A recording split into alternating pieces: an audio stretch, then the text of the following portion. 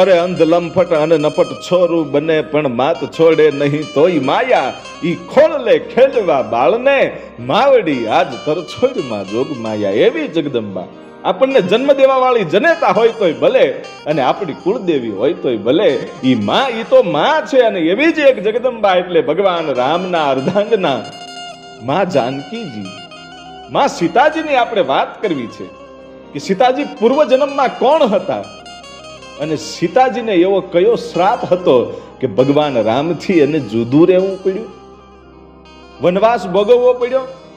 ઈ જ્યારે વનવાસમાં ગયા ત્યાર પછી લંકામાં રહ્યા એટલે ભગવાન રામને સીતાજીને જુદું રહેવું પડ્યું. અને લંકા ઉપર વિજય મેળવીને જ્યારે વનગમન પૂરું કરી અને પાછા અયોધ્યામાં આવ્યા પછી પણ ભગવાન રામે એને એમ કહેવાય છે કે ત્યાગ કર્યો તો સીતાજીનો, અને સીતાજીને ત્યારે પણ ભગવાન રામથી આજીવન દૂર રહેવું પડ્યું, એનાથી વંચિત રહેવું પડ્યું, ભગવાન રામની જુદાઈ સહન કરવી પડી. તો એને કયો શ્રાપ હતો? અને આ બધું બન્યું તો બન્યું કોના કારણે? તો આપણે જે વાત સાંભળી છે રામાયણની અંદર કે ધોબી કાંઈક એવું વેણ બોલ્યો, એના કારણે ભગવાન રામે સીતાજીનો ત્યાગ કર્યો. તો આ ધોબી કોણ હતો પૂર્વ જન્મમાં? એની પણ આ વાત આવે છે. સીતાજી પૂર્વ જન્મમાં કોણ હતા એની પણ વાત કરવી છે, આ ધોબીની વાત પણ વચ્ચે આવે છે. પણ આ બધું જ ક્યાંય ગ્રંથમાં લખાણેલું હોય એવી ગેરંટી વાળી વાત નથી. પણ હું આપને જો વાત કરું તો અમુક વાતો છે ઈ વાલ્મીકી રામાયણની છે, અને અમુક વાતો લોકો દ્વારા મને તમને મળેલી હોય એની આ વાત છે કે એક નગર છે, અને નગરમાં કૃષ્ણધ્વજ નામના રાજા અને એમના પત્ની માલવતી એ બંને માં લક્ષ્મીજીના ઉપાસક હતા, લક્ષ્મીજીના પરમ ભક્ત. અને લક્ષ્મીજી એની ઉપર રિજવાન થઈ ગયા, અને લક્ષ્મીજીની કૃપાથી એને ઘેરે દીકરીનો જન્મ થયો. ઈ કોણ? ઈ દીકરી સ્વરૂપે સ્વયં લક્ષ્મીજી પોતાના અંશા અવતાર તરીકે એની ઘેરે દીકરીનો અવતાર લઈ અને આવ્યા, અને જન્મતાની સાથે જ પોતે બોલવા લાગ્યા હતા. જન્મતાની સાથે જ બોલવા લાગ્યા, અને વેદોનું એનામાં જ્ઞાન હતું, વેદોના એ શ્લોકો બોલતા. એટલા માટે એનું નામ વેદાંતી અથવા તો વેદવતી આવું નામ રાખવામાં આવ્યું. અને પછી એમ કહેવાય છે કે પોતે ધીરે ધીરે એ વેદાંતી છે એ મોટી થાય, અને યુવાન અવસ્થા થઈ એ વખતે પોતે એક જંગલમાં જઈ અને તપસ્યા શરૂ કરી. જે લક્ષ્મીજીનો અંશાવતાર છે વેદાંતી, એને તપસ્યા શરૂ કરી. પણ તપસ્યા શા માટે શરૂ કરવી? કે ભગવાન વિષ્ણુને પોતાના પતિ તરીકે મેળવવા માટે એને તપસ્યા શરૂ કરી કે ભગવાન વિષ્ણુ મારા પતિ બને, એવા એક લક્ષ્યથી પોતે જંગલમાં જઈ અને તપસ્યા શરૂ કરી. અને એમાં હિમાલયની યાત્રાએ જવા નીકળેલો ઈ રાવણે આ વેદાંતીનું રૂપ જોયું. ભાઈ, ઈ વેદાંતીનું રૂપ જોયું અને વેદાંતીનો હાથ પકડ્યો અને કીધું કે મારે તારી હારે લગ્ન કરવા છે. રાવણ કહે છે કે મારે તારી હારે લગ્ન કરવા છે. અને એ વખતે વેદાંતી છે એમ કહે છે કે ઈ વાત કોઈ દિવસ બનશે નહીં. અને પરાણે જ્યારે બળજબરી કરે છે રાવણ, ત્યારે વેદવતી છે એ વેદાંતી છે એ રાવણને શ્રાપ આપે છે કે હું અત્યારે તે મારો હાથ પકડ્યો છે એટલે મારાથી હવે જીવાય નહીં, પરંતુ હું તારા મોતનું કારણ બનીશ. એ શ્રાપ આપ્યો વેદાંતીએ રાવણને કે હું તારા મોતનું કારણ બનીશ. એમ કરી અને પહાડ ઉપરથી એમ કહેવાય છે કે પડી અને પોતાના પ્રાણનો ત્યાગ કર્યો એ વેદાંતીએ. અને ત્યારબાદ સમય જતા રાવણને ઘેરે એક દીકરીનો જન્મ થયો. અને એ દીકરીનો જન્મ થયો ને એટલે રાવણને શંકા ગઈ કે ઓલી વેદાંતીએ મને શ્રાપ આપ્યો હતો કે હું તારા મોતનું કારણ બનીશ, એટલે મને એવું લાગે છે કે આ વેદાંતી પોતે અહીંયા મારા મોતનું કારણ બનવા આવી હશે એવું લાગે છે. એટલે એ દીકરીને સોનાની પેટીમાં પૂરી અને સમુદ્રમાં ફેંકી દીધી. અને એ સમુદ્ર છે એને એ પેટીને ધરતીને સોંપી. શું કામ? આ કોઈ જેવો તેવો અંશ હતો નહીં. એટલે એ સોનાની પેટીની અંદર આ દીકરી હતી અને એ દીકરીને સમુદ્રમાં ફેંકી દેવામાં આવી રાવણ દ્વારા. અને ત્યારબાદ સમુદ્રએ આ દીકરીને ધરતીને સોંપી આ પેટી. અને ત્યારબાદ સમય જતા જનકપુરીમાં જ્યારે દુષ્કાળ પડેલો અને દુષ્કાળ પડ્યો અને વેદો અને ઋષિ મુનિઓને બોલાવવામાં આવ્યા અને કીધું કે આ દુષ્કાળથી પાર ઉતરવું હોય તો કરવું શું? અને ઋષિ મુનિઓએ કહ્યું કે અહીંયા યજ્ઞ કરાવો, યજ્ઞ કરો ને તો આ દુષ્કાળમાંથી આપણે પાર પડી જઈશું. અને યજ્ઞ કરવા માટે ઈ જગ્યા ગોતતા હતા, જગ્યા પોતાની હતી. એમાં નક્કી કર્યું કે આમાં હળ હાકી અને આ જગ્યા છે એની સાફ સફાઈ કરી નાખીએ. એટલે જનક રાજા પોતે એમ કહેવાય છે કે હળ લઈ અને જમીનને ખેડે છે ત્યારે આ હોનાની પેટી જે છે ઈ નીકળે છે ને એમાંથી આ દીકરી નીકળી.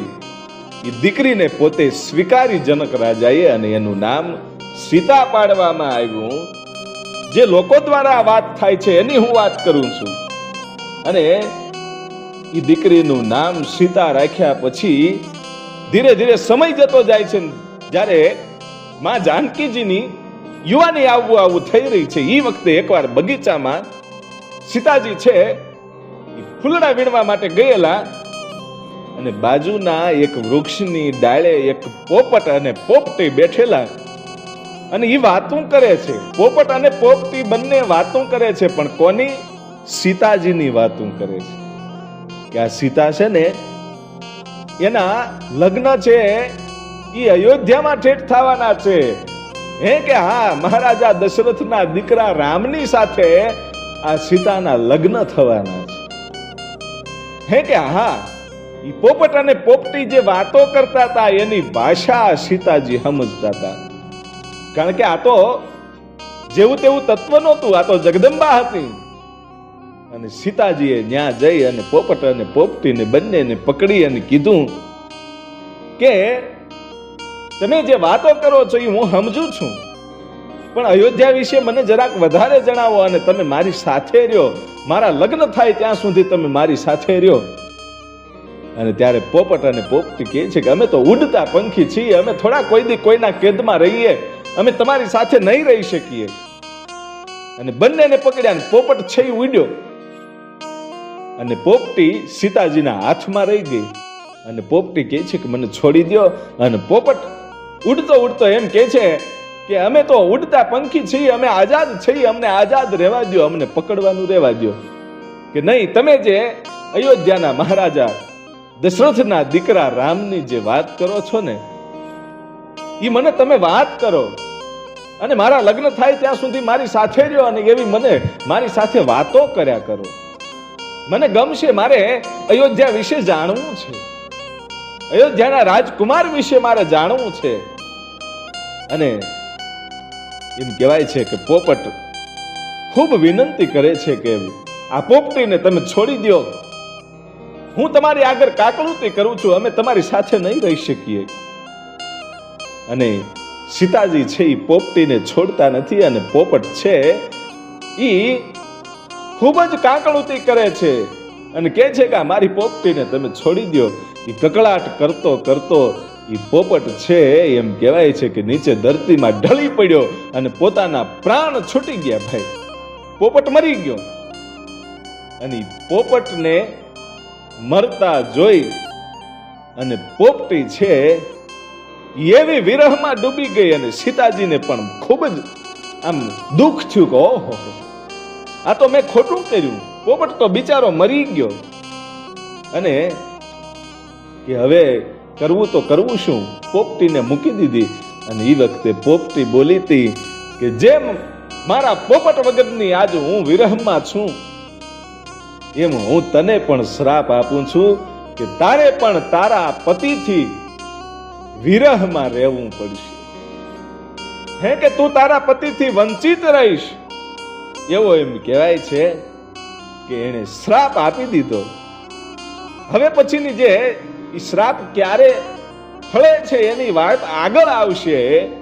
પણ એમ કહેવાય છે કે જ્યારે નારદજી છે ઈ નારદજી કામદેવ ઉપર જ્યારે વિજય મેળવ્યો ત્યારે ભગવાન ભોળિયાનાથ પાસે જઈને કીધું કે મેં તો કામદેવની માથે વિજય મેળવી લીધો છે.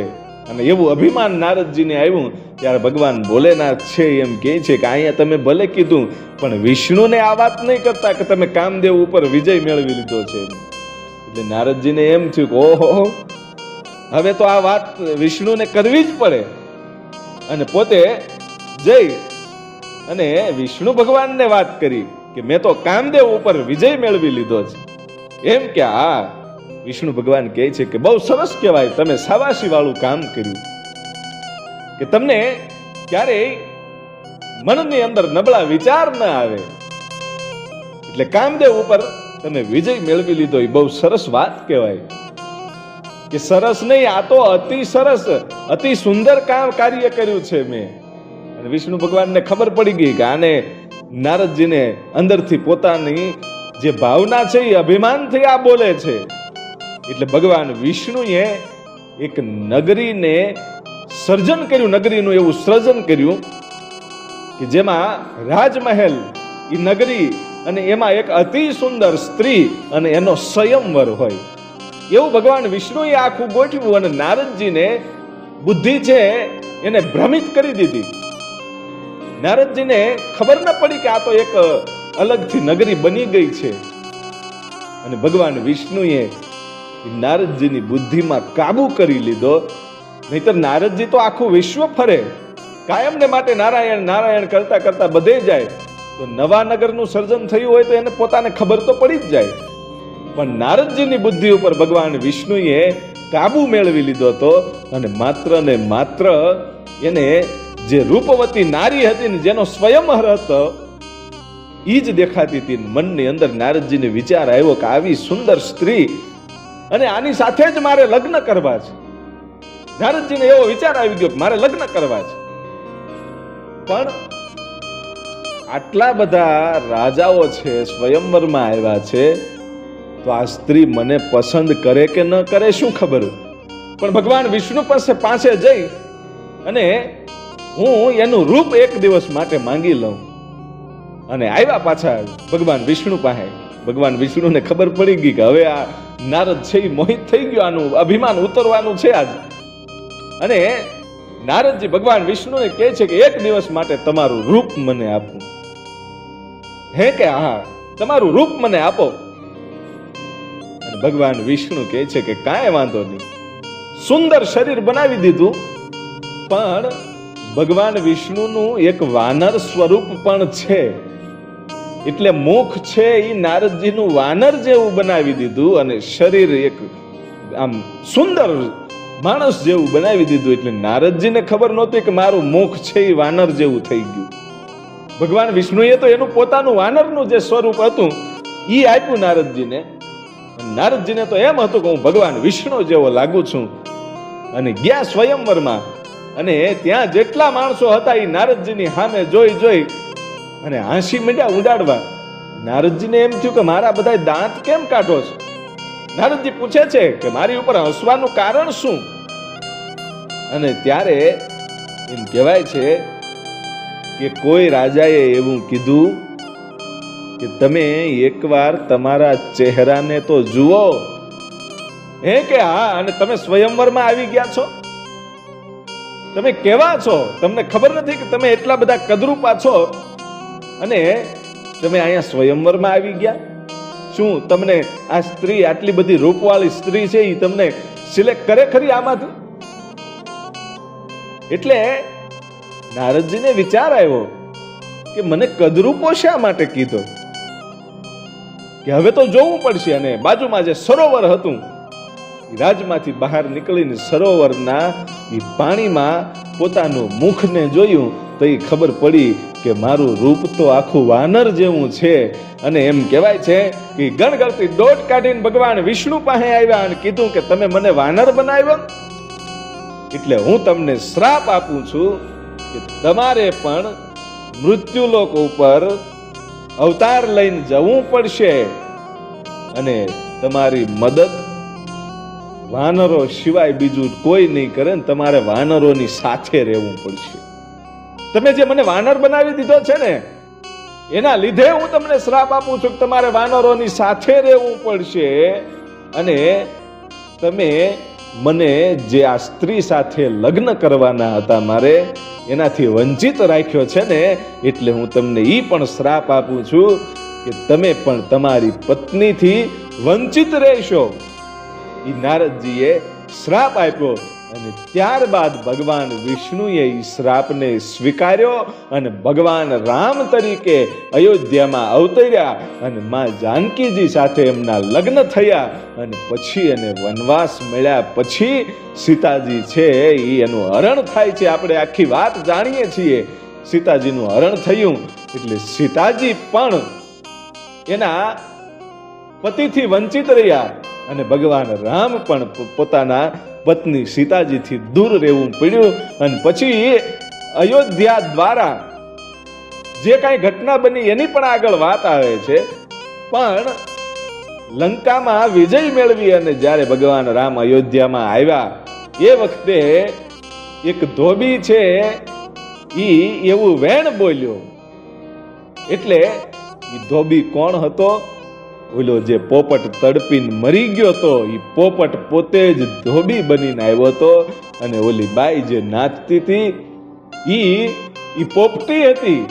ઈ બંને જણાને લીધે બીજી વાર આ શ્રાપ સીતાજીનો જે છે એ સત્ય થાય છે અને ભગવાન રામે સીતાજીને એમ કહેવાય છે કે એનો ત્યાગ કર્યો અને વનમાં મોકલ્યા અને છેલ્લે પાછું એને ધરતીમાં હમાઈ જવું પડ્યું. આવો કંઈક સીતાજીનો પૂર્વજન્મનો અને એના શ્રાપનો આ ઇતિહાસ હતો. આ બધી વાતો અમુક વાતો છે એ વાલ્મીકી રામાયણમાં મળે છે, અમુક તુલસીજીની રામાયણમાંથી મળે છે અને અમુક વાતો છે એ લોકો દ્વારા જે મળેલી છે. આ બધી વાતોનું મિશ્રણ છે. અને હવે પછી મળીએ છીએ આગળના ઇતિહાસમાં. ત્યાં સુધી આઈ મોગલ સ્ટુડિયો મુનકીદાર અને લોક સાહિત્યકાર લાખાભાઈ રબારી આ ચેનલને જરૂરથી સબસ્ક્રાઇબ કરજો. જય સિયારામ, જય સિયારામ.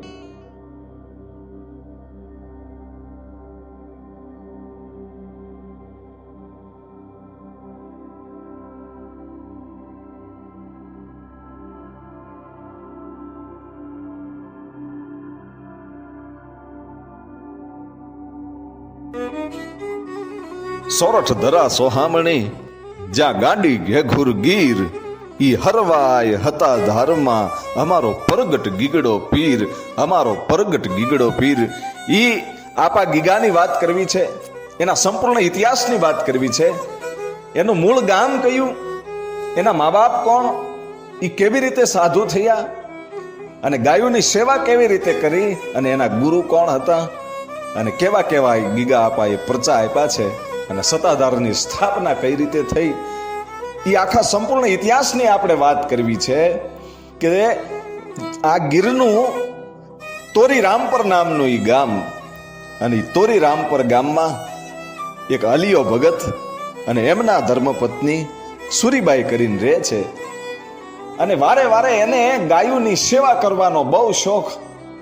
એટલે ચલાળા જે દાન બાપુ હતા, દાન બાપુની જે ગૌશાળા હતી એની જે ગાયું હતી એ ગાયોની સેવા કરવા માટે બંને જણા આવે અને અવારનવાર એમનામાં આવ્યા કરે અને એ સેવામાંથી કંઈક ભક્તિનો રંગ લાગેલો.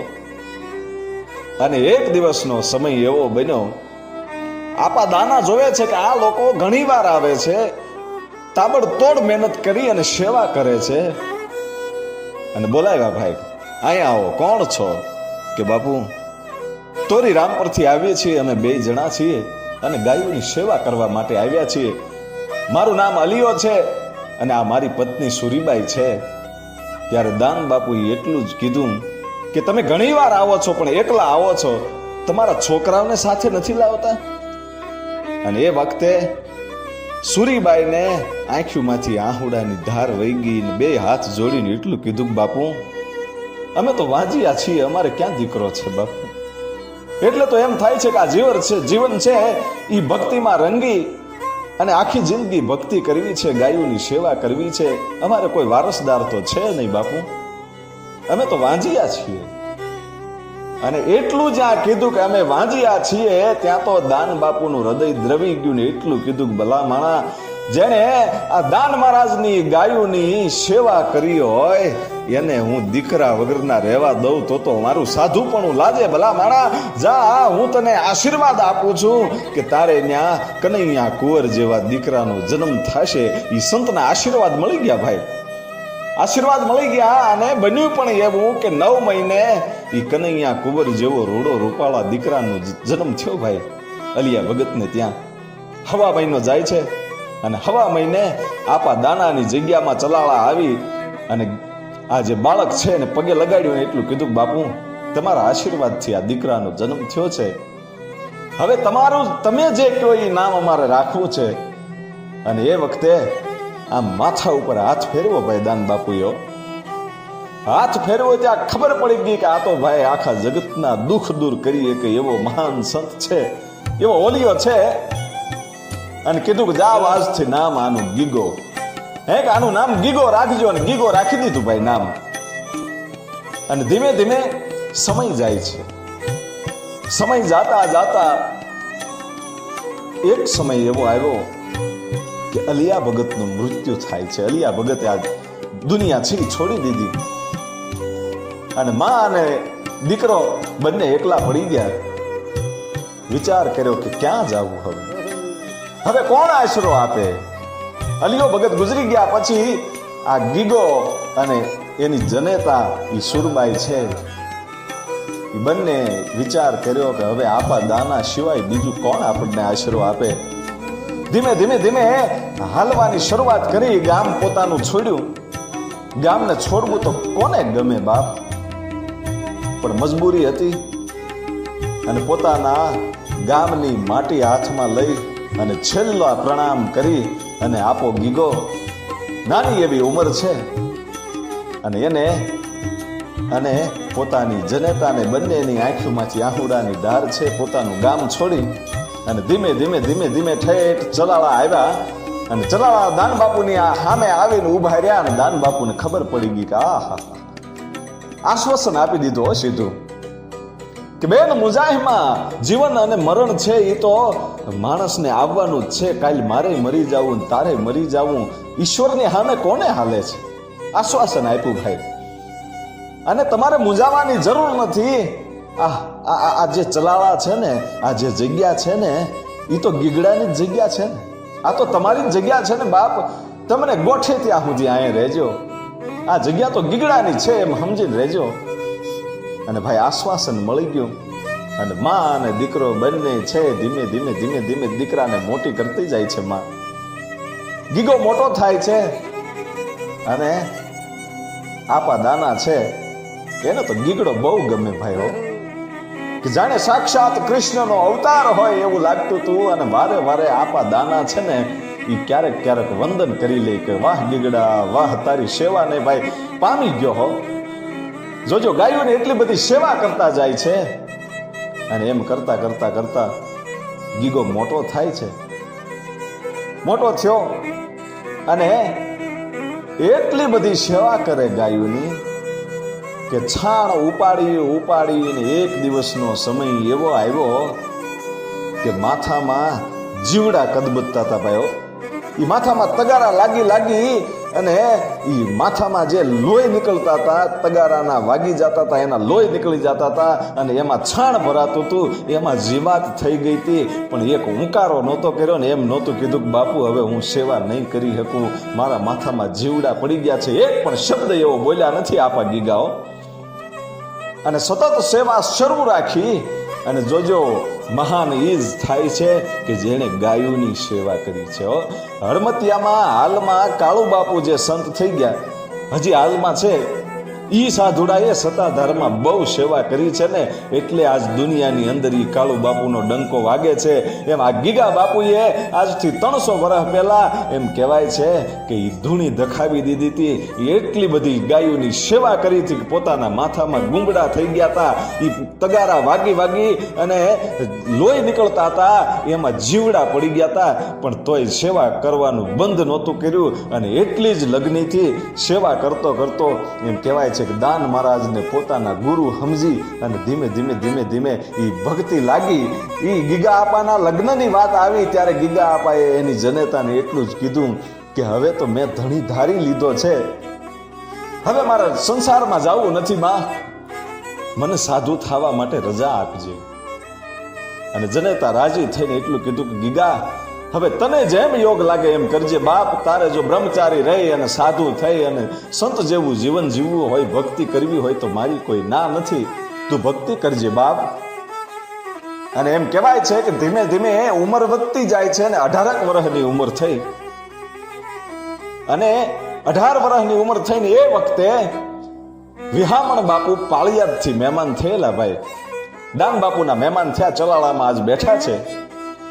બરોબર બંને સંતો આપા દાના અને વિહામણ બાપુ બંને બેઠા છે અને એવે વખતે આપા ગીગાની 18 વર્ષની ઉંમર છે અને પોતાના માથા ઉપર છાણનું તગારું લઈને નીકળ્યા અને રગેડા આખા શરીરમાં છાણના જાતા હતા અને થોડું થોડું લોહી અને પરું નીકળતું હતું ને એ વિહામણ બાપુની નજર વહી ગઈ ને એટલું કીધું કે દાન બાપુ, દાન મહારાજ, આ ગીગડાની ભક્તિ હવે પાકી ગઈ છે હો, કે આ ભક્તિ પાકી ગઈ છે, જુઓ એમાંથી પરવું નીકળે છે, હવે આ હુંડલો કેદી ઉતારશો. અને આપા દાના છે એ ઊભા થઈ ગયા ભાઈ હો અને હાથ કર્યો કે એ ગીગડા અહીંયા આવ્યું બાપ, અહીંયા આવ્યું. કે બાપુ હવે 1-2 તગારા બાકી રહ્યા છે છાણ નાખવાના, હું હમણાં આવું નાઈને આવું બાપુ, હું આખો છાણવાળો બગડેલો છું. અને એ વખતે ગડગડતી દોટ કાઢી અને દાન બાપુ એને બથ ભરી ગયા હતા કે ભલા માણા, એ છાણનો તને વેમ છે પણ તારી ઉપર આ ગંગા ને જમના છે હો, આ ગાયોના છાણની સેવા કરી કરી અને તારી ભક્તિ હવે પાકી ગઈ છે બાપ, હવે આ હુંડલો ઉતારી નાખ. અને માથેથી છાણનો જે હુંડલો હતો એ દાન બાપુએ ઉતારી દીધો ભાઈ હો. વિહામણ બાપુ અને દાન બાપુ બંને રાજી થયા છે ને આશીર્વાદ આપ્યા. જોજો આ દાન બાપુ છે એ કોણ એ જાણવું બહુ જરૂરી છે, કારણ કે આપા ગીગાની પરંપરા જે શરૂ થઈ છે, આપા ગીગાનો ઇતિહાસ આપણે સાંભળવો હોય તો દાન બાપુ કોણ હતા, એના ગુરુ કોણ હતા એ જાણવું બહુ જરૂરી છે, કારણ કે કાઠી સંતોની આખી પરંપરા ચાલી એમાં એ દાન બાપુ થયા.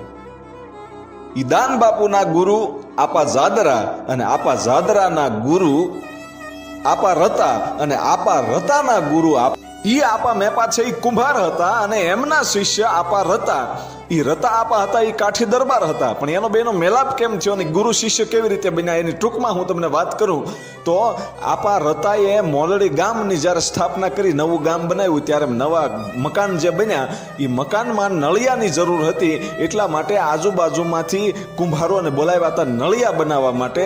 અને એ કુંભારો જે આવ્યા હતા એમાંથી એક આપા મેપા પણ હતા અને એ નળિયા બનાવી અને નિભાડા ખડક્યા. હજી તો નળિયા પાક્યા નહોતા, હજી નિભાડા હળગાવ્યા નહોતા. ઈ પેલા વરસાદે ભાઈ આમ એલી જમાવ્યો, અહાડ મહિનો હતો અને ઉત્તર દિશા દક્ષિણ દિશાથી વીજળીઓ છે એ હરાવા કાઢવા મળીને એમ લાગ્યું કે હમણાં વરસાદ વરસવાનો છે. ચડ્યા અહાડી વાદળા કાળા દોવળા ગંબારે શોભે દસ્યું હતો, રાધી માથે ઊંચેરા દરાર, ત્યાં તો જીંગોરા મોરલા માથે વાહારી મંડાણી જડી એક ધારા મેઘ રાજા. ઈ મંડાણા ગપાર વરહંડેરા ઇન્દ્રવાળા પડતાળા પાણીવાળા હાથી હુંડ વાળા કાળા મંડાણા હિલોળ નગાવાળા ધક્યા ગાળા નદી નાળા ફાડી નાખ્યા ગાળા માથે જળા દળા ફેલી ગયા ગટોળ. ઈ જાણે હમણાં વરસાદ છે એ તૂટી પડશે એવો સમય થયો અને કુંભારો મુજાણા, આપા રતા મુજાણા કે હમણાં જેટલા નળિયા છે એ બધો વરસાદ છે એ નળિયાને ઓગાળી નાખવાનો છે, કરવું શું? અને એ વખતે આપા મેપાએ કીધું કે મુંજાવાની જરૂર નથી, ઉપર વાળો ઠાકર આપણો બેઠો છે ભલા માણા. અને ત્યાં તો વરસાદ ત્રાટક્યો ભાઈ. અને આપા મેપાએ પોતાનું કેડિયું જે પહેરેલું હતું એ કાઢી અને આકાશમાં ઘા કરીને એટલું કીધું કે ઠાકર લાજ રાખજે. પણ એ કેડિયું આમ જાણે બધાય નિંભાડામાં ઢકાઈ ગયું હોય ને એવડું કડિયું થઈ ગયું. અને વરસાદ બહુ વરસ્યો પણ એક પણ ટીપું આ નળિયાના ઉપર પડ્યું નહોતું, એક પણ નળિયું ઓગળ્યું નહોતું, એક પણ નળિયું પલ્યું નહોતું. અને આ દ્રશ્ય જ્યારે આપા રતા જોઈ ગયા ત્યારે પગમાં પડીને એટલું કીધું કે આપા મેપા, હું તો કાઠી દરબાર છું, હું કોઈના પગે પડું નહીં, પણ બાપ તારી ભક્તિ જોઈને હું આજ તને પગમાં પડું છું ને કહું છું કે હવે મને કંઠી બાંધી દે, મને હવે સંસારમાં રસ નથી, આ માર્ગે મને લઈ જા બાપ. અને આપા મેપાએ ઈ કાઠી દરબાર આપા રતાને કંઠી બાંધીને ગુરુ શિષ્ય બન્યા. અને આપા રતાને જ્યારે સંસારમાં હતા એ વખતે એક દીકરી હતી ને દીકરી આપા જાદરાને પરણાવેલી હતી. અને એ આપા જાદરા એ દીકરીને પિયરમાં બહુ આવવા નહોતા દેતા, એટલે દીકરીને દુઃખ બહુ થતું હતું, એ કાઠિયાણીને દુઃખ બહુ થતું હતું. અને એકવાર આપા જાદરા છે એ આ રતા આપાના જમાય આપા જાદરા, એ આપા જાદરાને બરોબર વાડીએ જવું, અને એ વાડીએ ગયા અને અહીંયા બે રબારીની દીકરીઓ નીકળી અને કાઠિયાણીને ઓળખી ગઈ અને કીધું કે અમે મોલડી જઈએ છીએ, તમારા પિયરમાં આવવું છે? અને હરખ થયો ભાઈ કે હું જઈ આવું મારા પિયરમાં, મારો પતિ વાડીએ ગયો છે, આવે એ પેલા જઈ આવું, નહીતર મને જવા નહીં દે. અને પોતાની સાસુને કીધું કે ફૂઈ હું જાઉં પિયરમાં, તમારી રજા હોય તો? અને એટલું કીધું હા હા જા બેટા, તને કેટલાય વર્ષોથી જવા નથી દીધી, તારે પિયર જવાના કોડ તો હોય ને બેટા. આ મારો દીકરો જાદરો આવે ઈ પેલા તું નીકળી જા, હવે તૈયાર થવા ખોટી ન થતી હો, સમય ન લેતી. અને તૈયાર થયા વગર આ કાઠિયાણી છે એ બે રબારીની દીકરીઓની સાથે ધીમે ધીમે ધીમે ધીમે હાલતી થઈ ભાઈ પોતાના પિયરમાં જવા માટે. અને એ ઘરેથી નીકળી ગયા, ગામ વટી ગયા. અને એ વખતે કાઠી દરબાર જે આપા જાદરા છે એ વાડીએથી આવ્યા અને એમના જનેતાને પૂછ્યું, ભાઈ માને પૂછ્યું ક્યાં છે કાઠિયાણી? અને એટલું કીધું કે ભાઈ તું આવ્યો છો, હજી થાક્યો હશો, તડક્યો છે, શિરામણ કરી લે, પાણી પી લે, ઘડીક પોરો ખાઈ લે. સીધું કાઠિયાણીને પૂછે છે. એટલે ખબર પડી ગઈ કે કાઠિયાણી ક્યાંક તો ગયા છે કે નહીં માં, મને જવાબ આપો. એની જનેતાને એમ હતું કે હું થોડોક સમય લઉં અને આને વાતો કરાવું, થોડોક સમય વયો જાય ત્યાં કાઠિયાણી છે એના પિયરમાં પગી જાય મોલડી. પણ એવું ન બન્યું અને કીધું કે બતાવો કાઠિયાણી ક્યાં છે. અને એટલું કીધું પિયરમાં ગયા છે. કે મારી રજા વગર જવા દીધા? એમ ન જવાય એનાથી. એમ કરી અને ઘોડે પાછું પ્લાન માંડ્યું ભાઈ.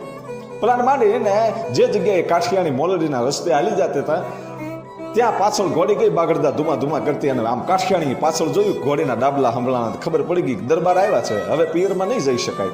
કરવું શું કે પિયરમાં જવાના કોડ તો છે, હરખ તો બહુ છે, પણ પિયરમાં તો જવું છે ગમે એમ થઈ જાય. અને કાઠિયાણી છે એને પછી તો ડોટ મૂકી કે આ ઘોડાને હવે આંબા દેવું નથી, અને ગડગડતી ડોટ મૂકી અને ઘોડો આંબી ન શક્યો. અને આ કાઠી દરબાર આપા જાદરા છે એની પાછળ જાય છે. અને ત્યાં એ આંબે ન આંબે એ પહેલા પોતાના પિયરમાં આપા રતાને ઘેરે પગી જાય છે. અને આપા રતા અને એ બધા બેઠા છે ડેલીમાં. દીકરી આવી અને પોતાના ઓરડામાં જાય છે, એમની જનેતા સાથે વાતો કરે છે. અને ત્યાં એની પાછળ પાછળ આ આપા જાદરા આવે છે. આપા જાદરા આવ્યા ને ખબર પડી પોતાના સસરા બેઠા છે, વાતું કરી, પાણી પીધું. અને એમ લાગ્યું કે આની દીકરી છે ને એ મને પૂછા વગર આવી છે, એટલે આપા રતાને મારે એની દીકરીની ફરિયાદ કરવી છે. આપા જાદરાએ એમ વિચાર કર્યો કે આને ફરિયાદ કરવી છે, પણ કેવું કેમ? ડેલી હતી ત્યાં તો ભાઈ આ સંતો મહંતો જેવી આ આખી ભજનની મંડળી હતી, એની વચ્ચે કેવું કેમ?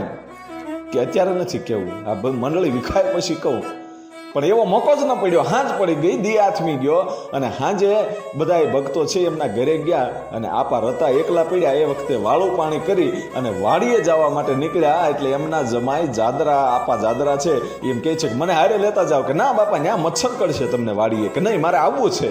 અને વાડીએ આવ્યા એટલે આપા રતાએ સીધી ધૂણી ધખાવી ભાઈ.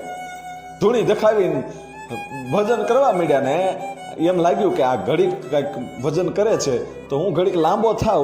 અને એ જ્યારે ભજનમાંથી ઊભા થાય આપા રતા, ત્યારે હું એની દીકરીની એને ફરિયાદ કરું, મને પૂછ્યા વગરની પિયરમાં આવી છે. એ ફરિયાદ કરવાનું મગજમાંથી જાતું નથી. અને અહીંયા આપા રતાએ ધૂણી ધખાવી. અને આ માણસ છે આપો જાદરો છે એ ગોદડામાં હૂતો જોવે છે કે આ કરે છે હું, આ કંઈક મંત્ર જાપ બોલે છે. અને એ વખતે બે સિંહ આવ્યા. ગીરના જંગલમાંથી બે સિંહ આવી અને આપા રતાની બાજુમાં બેસી ગયા જ્યાં ધૂણી દેખાવેલી હતી ત્યાં. અને આપો જાદરો તો ભાઈ જોઈ રહ્યા હો, થરથર ધ્રુજવા મળ્યા કે આવો પુરુષ કે સિંહને બોલાવે અને બે સિંહ આવીને બાજુમાં બેસી જાય. આ દ્રશ્ય તો પહેલી વાર જોયું છે. આનામાં કાંઈક તાકાત છે પાડ્યું કે કરવું શું. અને બે સિંહ છે એ આખી રાત રહે છે. અને સવાર પડ્યું, પરોઢ થયું, એ વખતે આપા રતાએ કીધું કે જાઓ નરસંગ બાપ, હવે ગીરમાં પાછા વયા જાઓ જંગલમાં, પણ જોજો હો ગાયોની ઉપર પંજો ન મારતા. ગાયું છે અમારી માં છે, અને જાણે સિંહે વાચા આપી હોય ને એમ કીધું હોય કે અમે ગાયોને નહીં મારીએ એમ કહીને એ પાછા જ્યારે વળ્યા ત્યારે આપા જાદરાને ખબર પડી ગઈ કે આ જેવો તેવો પુરુષ નથી, આ તો મહાપુરુષ છે. હવે આના ચરણે વયું જવાનું હોય, આને ફરિયાદો ન કરવાની હોય. અને ખાટલામાંથી ઠેકડો મારી અને સીધા આપા રતાના પગમાં આપો જાદરો, જે આપા રતાનો જમાય છે એ આપો જાદરો છે એ પગમાં પડી જાય છે ને એટલું કીધું કે મને ઉગારો બાપુ, હે કે મને ઉગારો, હવે મારે સંસાર છોડી દેવો છે ને મને કંઠી બાંધો. અને આપા રતાએ પોતાના જમાય આપા જાદરાને કંઠી બાંધી અને આપા જાદરાએ ખૂબ ભજન કર્યું. અને ભજન કર્યા પછી એક દિવસ રાતે ભજન શરૂ છે અને એક કાઠિયાણી છે પોતાના જુવાન દીકરાને આંગળી થોભીને ધીમે ધીમે ધીમે ધીમે દોરતી દોરતી હાલી આવે છે. ને આપો જાદરો ભાળી ગયા કે આ તો કોઈ કાઠિયાણી છે, કે આપા કાળાના ઘરવાળી છે, કાઠિયાણી છે. અને બોલાવ્યા કે કેમ અત્યારે આવવાનું કારણ? અને આ દીકરાને તમે, આ જુવાન દીકરો અત્યારે તમને આંગળી પકડીને લાવવો જોઈએ, એની બદલે તમે એને દોરીને આવો છો. અને એ વખતે એ કાઠિયાણી એટલું જ બોલી કે બાપુ જાદરા ભગત, મારો દીકરો આ જન્મથી આંધળો છે. હે કે જન્મથી આંધળો છે? કે હોય હોય હોય કાંઈ, અરે આ જન્મથી આંધળો નથી. આપા જાદરા બોલે છે, જોજો, આ જન્મથી આંધળો નથી, આ આંધળું થવાના નાટક કરે છે. હે કે એ તો આ દુનિયાને આંખ્યું આપવા વાળો છે, આ દુનિયાને પારણા બંધાવવા વાળો છે, એ આંધળો નથી. બાપ શું નામ છે તારું? એ દીકરાને એટલું પૂછ્યું તો દીકરાએ એટલું કીધું કે મારું નામ દાનો છે. કે દાના, આંખ્યું ઉગાડ, આંખ્યું ઉગાડ, તારે તો જગતને આંખ્યું દેવાની છે, તારે જગતને પારણા બંધાવવાના છે, જગતના દુઃખ દૂર કરવાના છે. ભલા માણા, તારે કાંઈ આંધળું રહેવાય? તારે આંખ્યું બંધ કરીને હાલવાનું હોય? એટલું કીધું ને ત્યાં તો જે દાનો હતો એ એમ કહેવાય છે કે ધીમે ધીમે ધીમે આંખ્યું ઉગાડી અને આખું જગત છે એને દેખાતું થઈ ગયું. જે જન્મથી આંધળો હતો એને આંખ્યું મળી ગઈ અને ભાઈ કૂદકા મારી અને આમ આમ જેમ લાકડી પડે એમ આપા જાદરાના પગમાં પડી ગયો દાનો કે બાપુ મારે હવે તમારું શિષ્ય થઈ જવું છે. પોતાની જનેતાને કીધું કે માં મને પરણાવવાના કોડ નહીં રાખતી, હવે મારે આ સંતની સેવા કરવી છે. જનેતાએ કાઠિયાણી એમ કીધું કે બાપ તારે જો સેવા કરવી હોય તો સેવા કર, આ આંખ્યું તને આપી છે, આપા જાદરાએ આપી છે અને એની સેવા કરજે. અને પછી એમના શિષ્ય ઈ દાનો બને છે, આપા જાદરાના શિષ્ય આપા દાના અને આપા દાનાના શિષ્ય ઈ આપા ગીગા. અને વિહામણ બાપુ આવ્યા ત્યારે કીધું કે આનું તપ પાકી ગયું છે. અને એ વખતે આપા દાનાએ આપા ગીગાનો ખુંડલો ઉતારી લીધું ને કીધું કે જા બેટા હવે તું જુદો. એ વખતે પગમાં પડીને આપા ગીગાએ એટલું કીધું તું કે બાપ મારી ભક્તિમાં હું ખોટ આવી, મારી સેવામાં હું ખોટ આવી કે મને તમે આજ જુદો કરો છો બાપુ? કે બેટા જુદો નથી કરતો, પણ તું જ્યાં જાશ ને ત્યાં મારા તારા આશીર્વાદ છે મારા, કે આ આપા વિહામણ હોય તોય ભલે અને હું દાંડ મહારાજ હોય તોય ભલે, મારી કરતા હવાયું તારું નામ થાય બાપ. તું તો ગીગડો નહીં પણ ગીગડો પીર તરીકે ઓળખાશી, મારા તને આશીર્વાદ છે. અને જા હવે જુદી ઝૂંપડી બાંધ. અને આપા ગીગા છે ઈ થોડીક ગાયું લઈ અને ચલાળાના પાદરમાં જઈ, ઈ ચલાળાની દાનબાપુની જગ્યામાંથી નીકળ્યા પછી ચલાળાના પાદરમાં આજે જે ફૂલવાડી કહેવાય છે એ જગ્યાએ જઈને ઝૂંપડી બાંધી. ચલાળાના પાદરમાં ઝૂંપડી બાંધ્યા પછી ત્યાં રહ્યા. ત્યાં ફૂલડાના ઝાડ વાવ્યા, એટલે હજી પણ ઈ ફૂલવાડી છે. ક્યારેક જાજો ઈ ફૂલવાડી એમ કરતા કરતા પછી મન ન લાગ્યું, એટલે પછી ત્યાંથી ગાયું લઈને નીકળી ગયા. અને ગાયું લઈને નીકળી ગયા પછી ત્યાંથી આંબા ગામમાં જાય છે. આંબા ગામમાં જાય ત્યાં ઝૂંપડી બાંધીને રહ્યા અને ત્યાં આપા ગીગાએ પરચો આપ્યો. આપા ગીગાની જે ગાયું છે ઈ એક જે લાખા પટેલ હતા, ઈ લાખા બાપાની જે શેવડી હતી, શેવડી વાવેલી હતી, ઈ વાઢમાં ગાયું આપા ગીગાની ગઈ. અને બરોબર ઈ આપા ગીગાથી પહર ચારવા માટે નીકળતા. આ પહર એટલે સવારે, વહેલી સવારે, એટલે કે થોડું થોડું અંધારું હોય વહેલી સવારે, એવે વખતે ઈ ગાયું લઈને ચારવા માટે જાય. એટલે ગાયુંને લોહી ચડે. ઈ પહર ચારવા માટે ગયેલા અને અહીંયા માળા કરવા માટે રોકાઈ ગયા.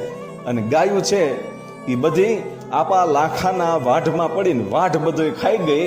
અને એ વખતે એ આપા લાખાને એને એના જે જુવાનડાઓ હતા એને ખબર પડી કે કોઈની ગાયું આવી છે. એ ગાયુંને તો બહાર કાઢી અને કીધું કે કોણ છો, અમારો આ આખો વાઢ ખવડાવી દીધો. અને એટલી જ આ વાત કરતા હતા, ધડ કરતા હતા હામી હામી, એ વખતે હવાર પડી ગયું. જોજો ધીમો ધીમો ધીમો આમ હુરજ છે એને કોર કાઢીને હોનાની પછેડી છે એ ધરતીની પટ ઉપર પાથરે એમ ધીમે ધીમે ધીમે હોનાની કિરણો ધરતી ઉપર આવી. ભલે ને ઉગા બાણ ભાણ તિહારા લવ ભામણા, હવે તો જીયણ મરણ રી માણ, અમાણી રાખજે કાશ્યપ રાબૂત, ઉગ્યો તું અડુડ ત્યાં તો ગરવરંગ અંધારા ગયા. એવો હુરજ છે એ ઉગ્યો અને આ મંજવાળું પડ્યું. અને આપા ગીગાને આ લાખા બાપુ છે એ ઓળખી જાય છે કે આ તો દાન મહારાજની ગાયું છે અને આ તો ગીગડો છે. અને જુવાનડાને કીધું કે ખબરદાર કોઈ ગીગડાને અડતા નહીં બાપા, આ તો દાન મહારાજની ગાયું છે, ભલે જે થયું એ ભલે થઈ ગયું. જોજો આપા ગીગાને સંત આપ્યા નથી પણ એનું સ્વાગત કર્યું કે બાપા ભલે પધાર્યા તમ તારે, ભલે ગાયું ખાઈ ગઈ વાટ, હવે અમને કાંઈ વાંધો નથી. અને આપા ગીગા એટલું કહે છે કે મારી ગાયું જો તમારો વાઢ ખાઈ ગઈ છે ને, એટલે હવે 11 મહિના સુધી તમારો વાઢ પાકી જાય ને ત્યાં સુધી હું તમને કો હાકી દે અને તમારી શેરડીમાં તમારા વાઢમાં હું પાણી પાઈ દઈશ. આપા ગીગા કહે છે કે હું પાણી પાઈ દઈશ. કો હાકવો એટલે જે બળદને બાંધી અને કૂવામાંથી જે પાણી નીકળે એ બળદ ફરતા હોય અને કૂવામાંથી પાણી નીકળતું હોય. એ વખતે મોટરની સિસ્ટમો નહોતી અને એ વખતે આપા ગીગા એમ કહે છે કે હું કોહ હાકી દઈશ. અને 11 મહિના સુધી કોહ હાંકવા માટે આપા ગીગા એમના વાડીએ રહે છે. ગાયોને એક બાજુ અવેડા બનાવી દીધા ભાઈ લાખા આપાએ. એ લાખા બાપુ એ ગાયોના અવેડા બાંધી દીધા. ગાયોને ચારવા માટે આપા ગીગા છે પોતાના ગોવાળોને મોકલી દે છે અને અહીંયા કોહ હાંક્યા કરે છે. આપા ગીગાએ કોહ હાંક્યો અને પછી જ્યારે શેવડી વઢાવવાની શરૂ થઈ અને એનો શિસોડો આયલો ગોળ બનાવવાનો, શેવડીમાંથી ગોળ બનાવવા માટે શિસોડા શરૂ કર્યા. અને ગામ છે એ ત્યાં આવે જોવા માટે. અને આપા ગીગાએ લાખા આપાને એ લાખા બાપાને એટલું જ કીધું કે તમારો ગોળ તો આજ ભાઈ બહુ થવાનો છે, કે તમારો ગોળ તો બહુ થવાનો છે. કે કેમ? એ વખતે ગોળ ભરવા માટે બીજો કોઈ વાસણ નહોતું. એ કુંભાર જે માટલા બનાવે એ માટલામાં ગોળ ભરવામાં આવતો હતો.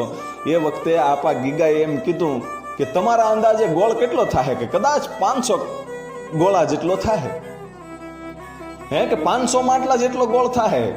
અને આપા ગીગાએ ખડખડાટ દાંત કાઢીને એટલું કીધું કે તમે તો એમ કહો છો કે 500, પણ હું એમ કહું છું કે આ લીલિયા તાલુકાના જેટલા ગામડા છે એ ગામડામાં જેટલા કુંભારો રહે છે અને એને જેટલા માટલા બનાવ્યા છે ને એ બધાય માટલા ખૂટી જવાના છે, એટલો તમારો ગોળ થાય. કે ભાઈ આશીર્વાદ આવી ગયો. અને બન્યું એવું કે આખા લીલિયા તાલુકાના જેટલા ગામડામાં જેટલા કુંભાર હતા એણે જેટલા માટલા બનાવ્યા હતા એ બધાય માટલા ખૂટી ગયા. તોય ગોળ તો હજી ઘણો પડ્યો તો એટલું નહીં, પણ અડધો વાઢ છે ને એ વાઢવાનો બાકી હતો, એ પીલવાનો બાકી હતો.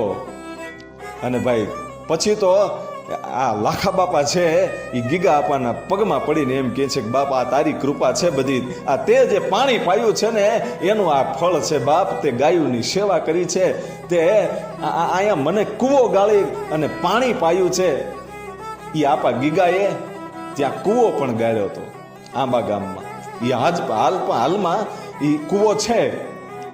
અને એ લાખા બાપાનો જે પરિવાર છે એ આખો પરિવાર હજી પણ અન્નક્ષેત્ર ચલાવે છે. હજી પણ ત્યાં આપા ગીગાની યાદો છે. અને આપા ગીગા પછી જ્યારે આ વાઢ પૂરો થાય છે એ વખતે આપા ગીગા ત્યાંથી નીકળી જાય છે. અને લાખા બાપાની આખો પરિવાર પગમાં પડી જાય છે કે બાપુ અમારો ભૂલ હોય તો કયો, તમને અહીંથી નહીં જવા દેવી. કે નહીં બાલા, મારા ગુરુનો આદેશ છે કે જાજો સમય ક્યાંય રોકાવાનું નહીં, જે જગ્યાએ લોબાનની સુગંધ આવે એ જગ્યાએ મારે રોકાઈ જવાનું છે, પછી ત્યાંથી આગળ હાલવાનું નથી. મારી જિંદગી પૂરી થાય ત્યાં સુધી ત્યાં ને ત્યાં રહેવાનું છે, પણ જે જગ્યાએ લોબાનની સુગંધ આવે ત્યાં રહેવાનું છે. ભાઈ આવું આપા દાનાએ કીધેલું જ્યારે 18 વર્ષની ઉંમરે આપા ગીગા ત્યાંથી નીકળી ગયા હતા. અને પછી આંબા ગામથી નીકળી અને અમરેલી જાય છે અને અમરેલીથી પછી નીકળે ત્યારે ઘણા બધા ગામોમાં આપા ફર્યા છે. બગસરામાં ગયા, પછી માંડવડા ગયા, સરસઈ ગયા અને એ પછી જ્યારે સતાધારમાં આવે છે સવારના પોરમાં, એ વખતે લોબાનની સુગંધ આવી અને ખબર પડી કે મારા ગુરુ મહારાજે જે આદેશ આપ્યો હતો, એણે જે મને વચન આપ્યું હતું, એ જગ્યા છે લોબાનની સુગંધ આવે છે. અને ત્યાં પછી એ પોતાની જોક બનાવી અને ત્યાં સ્થાપના થઈ. એ સતનો આધાર ઈ સતાધાર, અને એ હતાધારમાં ધીમે ધીમે ધીમે ધીમે આપા ગીગાની એમ કહેવાય છે કે ડંકાઓ વાગવા મળ્યા. ભાઈ કીર્તિ આમ ગાંજવા મળી ગામો ગામ કે આપો ગીગો ભાઈ એવો તપસ્વી છે કે એની વાત ન થાય. અને ભાઈ હતાધારમાં સંતો ભક્તોની આમ લેરખડીઓ આવતી હોય. અને એમાં ભલ ગામના એક વાલબાઈમાં ત્યાં રહેતા હતા. ઘણા વર્ષો સુધી એણે આપાની જગ્યામાં રોટલા ઘડી અને અભ્યાગતોને ખવડાવ્યા છે. એની ટૂંકમાં હું તમને વાત કરું કે જે ભલગામ છે એ ભલગામના વાલબાઈમાંના જે પતિ હતા ભગવાન બાપા, એ ભગવાન બાપા બહુ ખાટા હતા, બહુ ક્રોધી હતા. અને એકવાર ખેતરમાં એ આમ નીંદતા હતા અને નીંદતા પવન આવ્યો અને એ પવનમાં એક બોરડીનું ઝાડું છે એ ઉડી અને આપા ભગવાન આપા જે છે એની જે ધોતી હતી એમાં ભરાણું અને કીધું કે સાંભળો કે હા, વાલબાઈ મને કહે છે સાંભળ્યું કે હા, કે આ ઝાડું મને હલવાનું છે, ઝાડું કાઢી દો ને. અને એ વખતે વાલબાઈ માએ દાંત કાઢતા કાઢતા એટલું કીધું, જોજો વાલબાઈ માં જેવા તેવા નહોતા, પૂર્વ જન્મની જોગણી હતી, જોગમાયા હતી. અને એણે એટલું જ કીધું કે અમે બાયુ માણા અબળાવું કહેવાય, અમારથી તમારા ઝાડા ન નીકળે, તમારું ઝાડું તો કાઢશે હતાધાર વાળો આપો ગીગો. હે કે આપો ગીગો કાઢશે. અને એમ કરી અને પછી ત્યાંથી પરાણે આપા ગીગાની જગ્યામાં એને લાવે છે. એ વાલબાઈ માં પોતાના પતિ ભગવાન આપાનો હાથ પકડી અને હતાધારની જગ્યામાં લાવ્યા. અને વાલબાઈ માં એ વાત કરી આપા ગીગાને કે આ ભગત છે ને એ બહુ ક્રોધિત છે, બહુ ખોટ ખાટા થાય છે. અને એ વખતે આપા ગીગાએ દાંત કાઢતા કાઢતા કીધું, જોજો એ વખતે ભગવાન આપાની 52 વર્ષની ઉંમર હતી અને વાલબાઈ માની 22 વર્ષની ઉંમર હતી. એટલા બધા મોટા હતા, એવી રીતે પરણેલા. અને એ વખતે જ્યારે કીધું કે ભગત બહુ ક્રોધિત થાય છે ને આપા ગીગાએ દાંત કાઢતા કાઢતા એટલું કીધું કે તો નાની ઉંમરમાં ભગત બની ગયા. જોજો આ વાલબાઈ માએ જે ભગત કીધા ને એ શબ્દો આપા ગીગાએ પકડી લીધા અને એટલું જ કીધું કે સારું કહેવાય કે આ નાની ઉંમરમાં ભગત બની ગયા. અને એટલો જ્યાં શબ્દ બોલ્યા ને ત્યાં તો એ શબ્દ ભાઈ કાનમાં લાગી ગયો. કેમ કે આપણે એમ કહીએ ને કે ભાઈ કોઈ પણ પોતું પડ્યું હોય ને એમાં કેરોસીન અથવા તો પેટ્રોલથી પલ્લેલું હોય એ ઓટોમેટિક ન હળગે, પણ એને દીહવાળી માળો એટલે તરત ભડકો થાય. એમ અહીંયા તો ભડકો ખાલી દીહવાળી મારવાની જરૂર હતી, ભડકો તો તરત થાય એમ હતો. એમ એ ભગવાન આપાને ખાલી આપા ગીગાએ એટલું જ કીધું કે તમે તો બહુ નાની ઉંમરમાં ભગત થઈ ગયા. જોજો 52 વર્ષની ઉંમર હતી તોય, હે કે નાની ઉંમરમાં ભગત થઈ ગયા. ત્યાં તો ભાઈ લાગી ગયો. અને પછી સંસાર છોડી અને ભક્તિ કરી હતી. એવા અનેક પરચાઓ છે, પણ આ વાલબાઈમાં છે એ જગદંબા હતી. અને એની એક છેલ્લે મારે તમને વાત કરવી છે કે જ્યારે આપા ગીગાને જવાનો સમય થઈ ગયો, 93 વર્ષ સુધી સતાધારમાં આપા ગીગા રહ્યા, અને જવાનો જ્યારે સમય થયો ત્યારે વાલબાઈ માને બોલાવી અને આપા ગીગાએ એટલું કીધું કે વાલબાઈ માં કે હા, કે હવે મારો નિર્માણ સમય આવી ગયો છે, સવારે મારો નિર્માણ સમય છે. અખાત્રીજના દિવસે કીધું કે હવે આઘા પાછા ન થતા હો, નકર ઘડી ચૂકી જાહો. વાલબાઈ મને આપા ગીગા કહે છે ઘડી ચૂકી જાહો. હે કે હા, મારે જવાનો સમય થઈ ગયો છે, પણ કોઈને કહેતા નહીં. કે કાંઈ વાંધો નહીં બાપુ. અને પછી આઘા પાછા થયા નથી વાલબાઈમાં. અને પછી જ્યારે નિર્માણ થવાનું હતું, જવાનું હતું, એ વખતે આપા ગીગાએ જે સંતો જાય ને એ વખતે ઉલટી કરે. એ ઉલટી જ્યારે આવી ત્યારે આપા ગીગાએ વાલબાઈ માને કીધું કે કંઈક સારું વાસણ લેતા હો. હે કે વાસણ લેતા હો, મને ઉલટી થશે હમણાં. કે બાપુ વાસણ હવે મારા ખોબાથી બીજું સારું વાસણ તો શું હોય, મારા ખોબામાં ઉલટી કરી નાખો. અને આપા ગીગાએ વાલબાઈ માના ખોબામાં ઉલટી કરી અને પછી કીધું કે જોજે હો વાલબાઈ, જ્યાં ત્યાં ટીપા પડે નહીં, અને આ જેવી તેવી જગ્યાએ નાખતી નહીં. વાલબાઈ માને આપા ગીગા એમ કે છે કે આ સાધુની ઉલટી છે, આ આપા ગીગાની ઉલટી છે, અને જ્યાં ત્યાં નાખતી નહીં, નહીતર ગમે ત્યાં દીવા થાય ને માણસ આને પોગી નહીં શકે, એને પામી નહીં શકે. અને ભાઈ વાલબાઈમાં પામી ગયા કે આ ઉલટીનો એક પણ છાંટો છે એ ધરતી ઉપર પડશે તો દીવો થાય, જ્યાં ત્યાં દીવા થાય એવી વાત થઈ.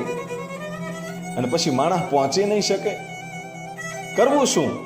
વિચાર કર્યો કે મારા શરીરથી બીજું વાસણ તો કયું સારું હોય, કઈ જગ્યાએ નખાય.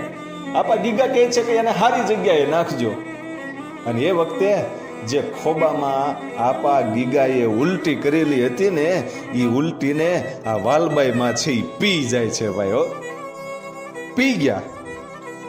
અને પી ગયા પછી હાથમાં ચોટ્યું હતું, અને એમ લાગ્યું કે આ હાથ હવે ધોવા ક્યાં, હાથ ધોઈશ તો ટીપા નીચે પડશે અને જ્યાં ત્યાં દીવા પ્રગટશે. કરવું શું? એટલે પોતાનો અંબોડો જે હતો એ વાલબાઈમાં છોડી નાખ્યો, અને એ અંબોડો છોડી અને હાથ છે ને એ બે હાથ છે એ વાળમાં ઘસી નાખ્યા, સાફ કરી નાખ્યા હાથ વાળમાં. અને એ વખતે ત્યાંના જે એમના જે પતિ હતા ભગવાન આપા અને રજુમાં સજુમાં, એ બધા આવી ગયા કે શું થયું, આપાએ શું ભલામણ કરી કે ટુકડો ત્યાં હરી ટુકડો હશે, એ યાદ રાખજો.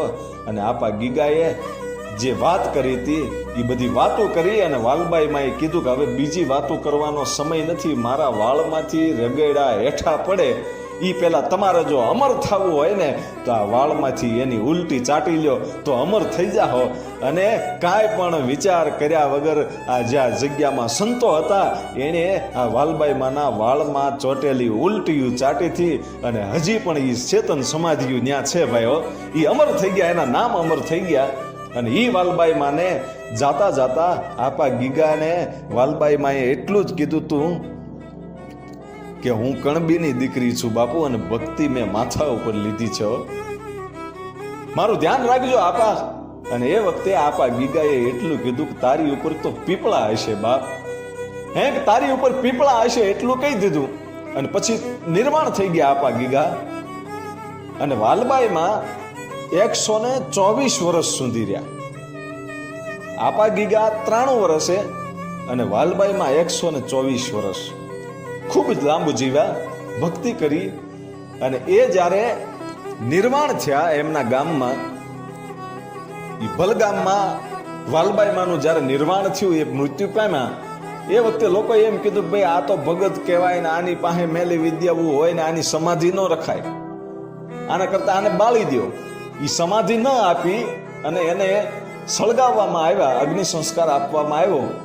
અને અગ્નિ સંસ્કાર આપી દીધા પછી બીજા દિવસે કે ત્રીજા દિવસે જ્યારે લોકો એ જે રાખમાં ફૂલ લેવા જાય ને, રાખ ઠારવા માટે જાય ને, એ વખતે ત્યાં એ વાલબાઈ માની જે જગ્યાએ અગ્નિ સંસ્કાર કર્યો હતો ત્યાં પીપળો ઉગી ગયો તો નાનો એવો. અને ખબર પડી ગઈ કે જેવા તેવા પુરુષ નથી, આપા ગીગાનું વચન ફળ્યું કે તારી ઉપર તો વાલબાઈ પીપળા હશે. અને એ પીપળો ઉગી ગયો ભાઈ. અને આજ પણ હજી પણ એ વાલબાઈ માના પીપળા તરીકે એ ભલગામમાં ઓળખાય છે, હજી એ પીપળો ઊભો છે. આવો તો અનેક પરચાઓ નેક ટેક અન ધર્મની જ્યાં પાણે પાણે વાત, એવા સંત સુરા નિપજાવતી અમારી ધરતીની અમીરાત. એવી આ સૌરાષ્ટ્રની ધીંગી ધરતી, અને એમાં જે ગોહિલવાડની ધરતી છે, અને ઈ ધરતીમાં તમે એમ કહેવાય છે કે ગામડે ગામડે નીકળો, એ ગોહિલવાડના ગામડે ગામડે આજે બજરંગદાસ બાવલિયાની મઢુલિયું છે, એ મઢુલિયું ગામે ગામ થઈ, એ જેમ તેમ મળતું નથી. એ તો એણે એવી કાંઈક ભક્તિ કરી છે, અને અને એની અંદર એવી કંઈક સિદ્ધિઓ હશે. જેણે રામનું નામ છે એ રૂવાડે રૂવાડે બોલતું હતું. સીતારામ સીતારામ સીતારામના નાદ જેના રૂવાડામાંથી નીકળતા હતા, એવો પરમ કૃપાલુ બજરંગદાસ બાવલિયાના ઇતિહાસની મારે તમને વાત કરવી છે કે જેણે બગદાણાને ધન્ય કરી દીધું છે. બગદાણા હતું એ બગદાણા ગામ કહેવાતું હતું, પણ એવી પવિત્ર ધરતી હતી કે બગદાણા અને બગદાણાની બગડ નદી અને બગડેશ્વર મહાદેવનું મંદિર અને બગદાલમ ઋષિએ હજારો વર્ષ સુધી તપ કર્યા હતા. ભગવાન રામ 78 વખત બગદાલમ ઋષિને મળવા આવેલા હતા. એ 78 રામ અવતાર સુધી એમ કહેવાય છે કે બગદાલમ ઋષિએ તપ કર્યા હતા. એ હજારો વર્ષનું તપ છે આજ ફળીને એમ કહેવાય છે કે એનું ફળ આવ્યું હોય એવો એ બજરંગદાસ બાવલિયો આજ બગદાણામાં આવ્યો ભાઈ. અને ગામડે ગામડે ગોહિલવાડના ગામડે ગામડે બજરંગદાસ બાવલિયાની મઢુલી થઈ એટલું નહીં, પણ તમે ત્યાંથી નીકળો તો સીતારામ સીતારામના નાદ થતા હોય અને તમે કદાચ બપોરના ટાણે નીકળ્યા હોય તો એ ગામડામાંથી તમે ભૂખ્યા ન જાઓ. તમને તાણ કરી કરીને ખવડાવે. બાપા સીતારામ કહી અને એમ કહેવાય છે કે એ આખું જે ગોહિલવાડનું પરગણું છે આજે હજી પણ બાપા સીતારામ નામથી ગુંજે છે. પણ એ બાવલિયાના ઇતિહાસની મારે તમને વાત કરવી છે કે એનું મૂળિયું ક્યાં છે, એ ક્યાંથી આવ્યા, કેવી રીતે સંત બન્યા અને બજરંગદાસ બાવાના પરચાઓ કેવા હતા, એણે કેવી ભક્તિ કરી હતી, એની અંદર શક્તિ કેવી હતી.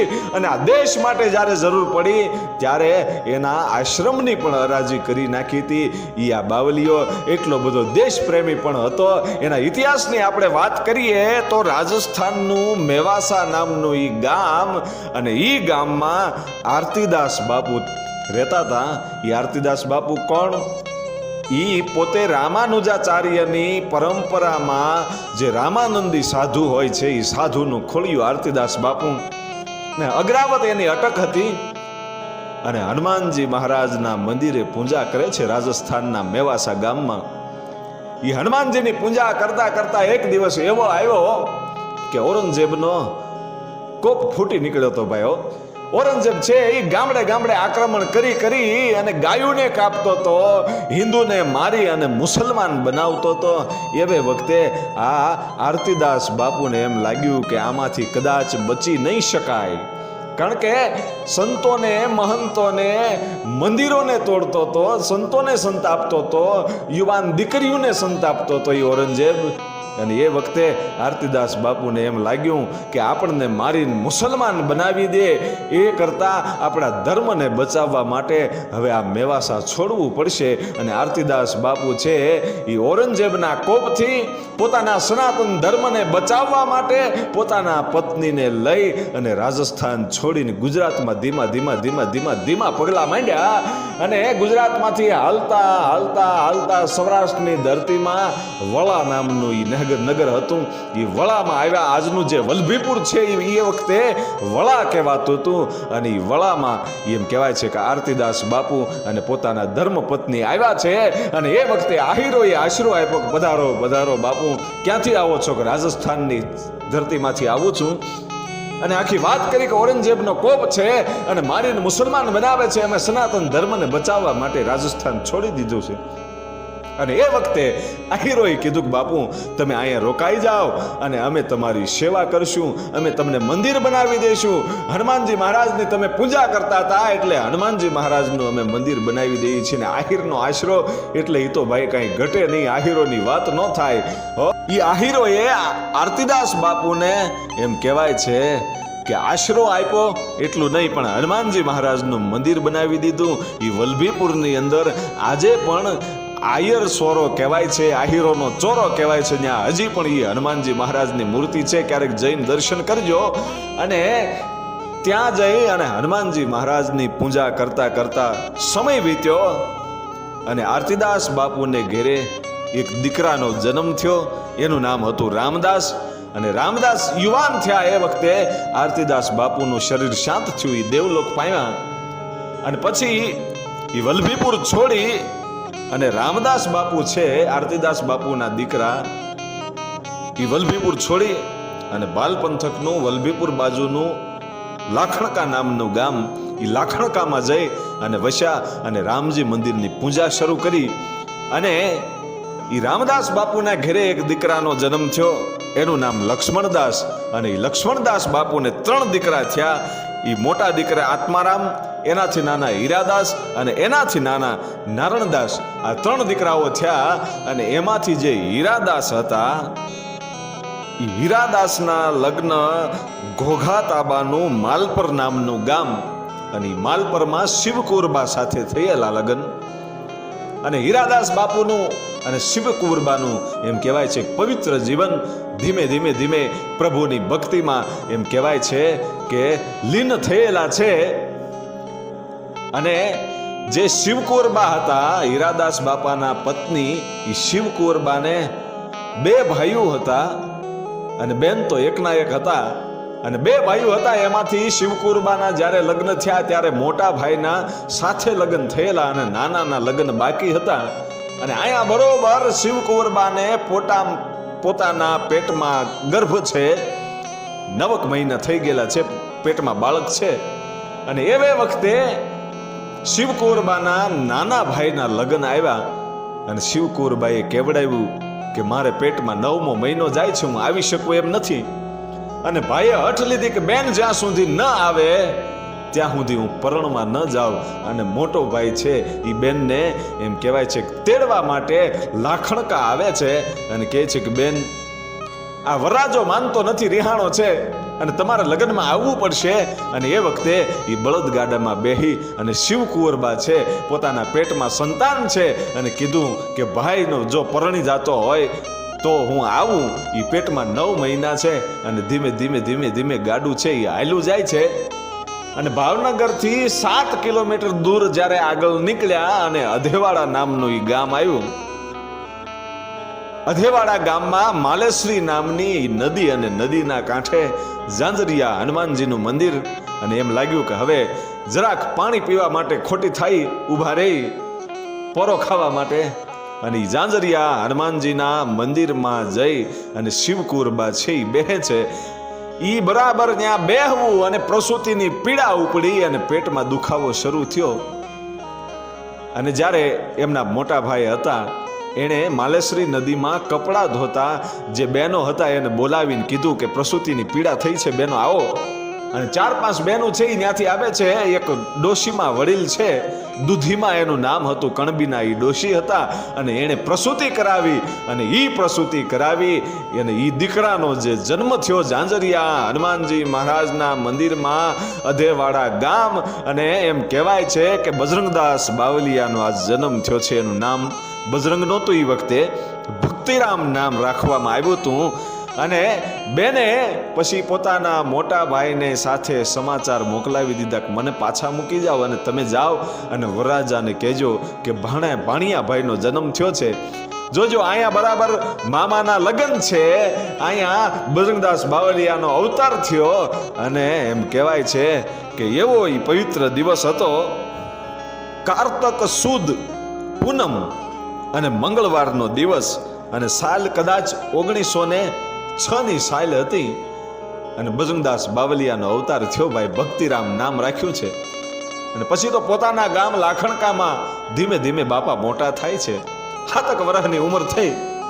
પણ અહીંયા તો ભાઈ સીતારામ સીતારામના નાદ લાગી ગયેલા, જાણે જુગ જુગનો જૂનો ઓલિયો હોય એમ ઈ નાનો એવો બાળક છે, એ પ્રભુની ભક્તિ કરે, ભજન કરે, સ્મરણ કરે. અને 10 વર્ષની ઉંમર થઈ એ વખતે હીરાદાસ બાપુ છે એ સુરત રહેવા માટે જાય છે. સુરત સાવરિયા શેરીમાં હીરાદાસ બાપુ, શિવકુંવરબા અને ભક્તિરામ એ રહેવા માટે જાય છે. અને ત્યાં લક્ષ્મી નારાયણ મંદિર, ભગવાન લક્ષ્મી નારાયણ મંદિરમાં પૂજા કરે છે. અને પોતાનું ગુજરાન હલાવતા હલાવતા 11 વર્ષની ઉંમર થઈ જ્યારે બજરંગદાસ બાવલિયાની. આ ભક્તિરામની 11 વર્ષની ઉંમર થઈ એ વખતે સાધુના અખાડો છે, જે જોગીની જમાત હોય એ અખાડાના જોગી છે, એ 3 પાનનો જે વડલો છે, ભગવાન કૃષ્ણએ પોતાના હાથમાં એમ કહેવાય છે કે કર્ણનો જ્યાં દેહને અગ્નિ સંસ્કાર આપ્યો તો એ જગ્યા 3 પાનનો વડલો. અને એ વડલે સાધુની જમાત આવેલી. અને અહીંયા હીરાદાસ બાપુનો દીકરો ભક્તિરામ, એ ભક્તિરામને ખબર પડીને જોગીડાની સેવાઓ કરવા માટે જવા માંડ્યો. અને એક સદગુરુ સીતારામ બાપુ જે હતા એને એમ લાગ્યું કે આ વ્યક્તિ કોઈ સામાન્ય નથી, આ કોઈ મહાન આત્મા હોય એવું લાગે છે. એ 10 વર્ષનો દીકરો છે ભક્તિરામ, એ એવી લગ્નથી સેવા કરે છે, પ્રભુ ભજન કરે છે.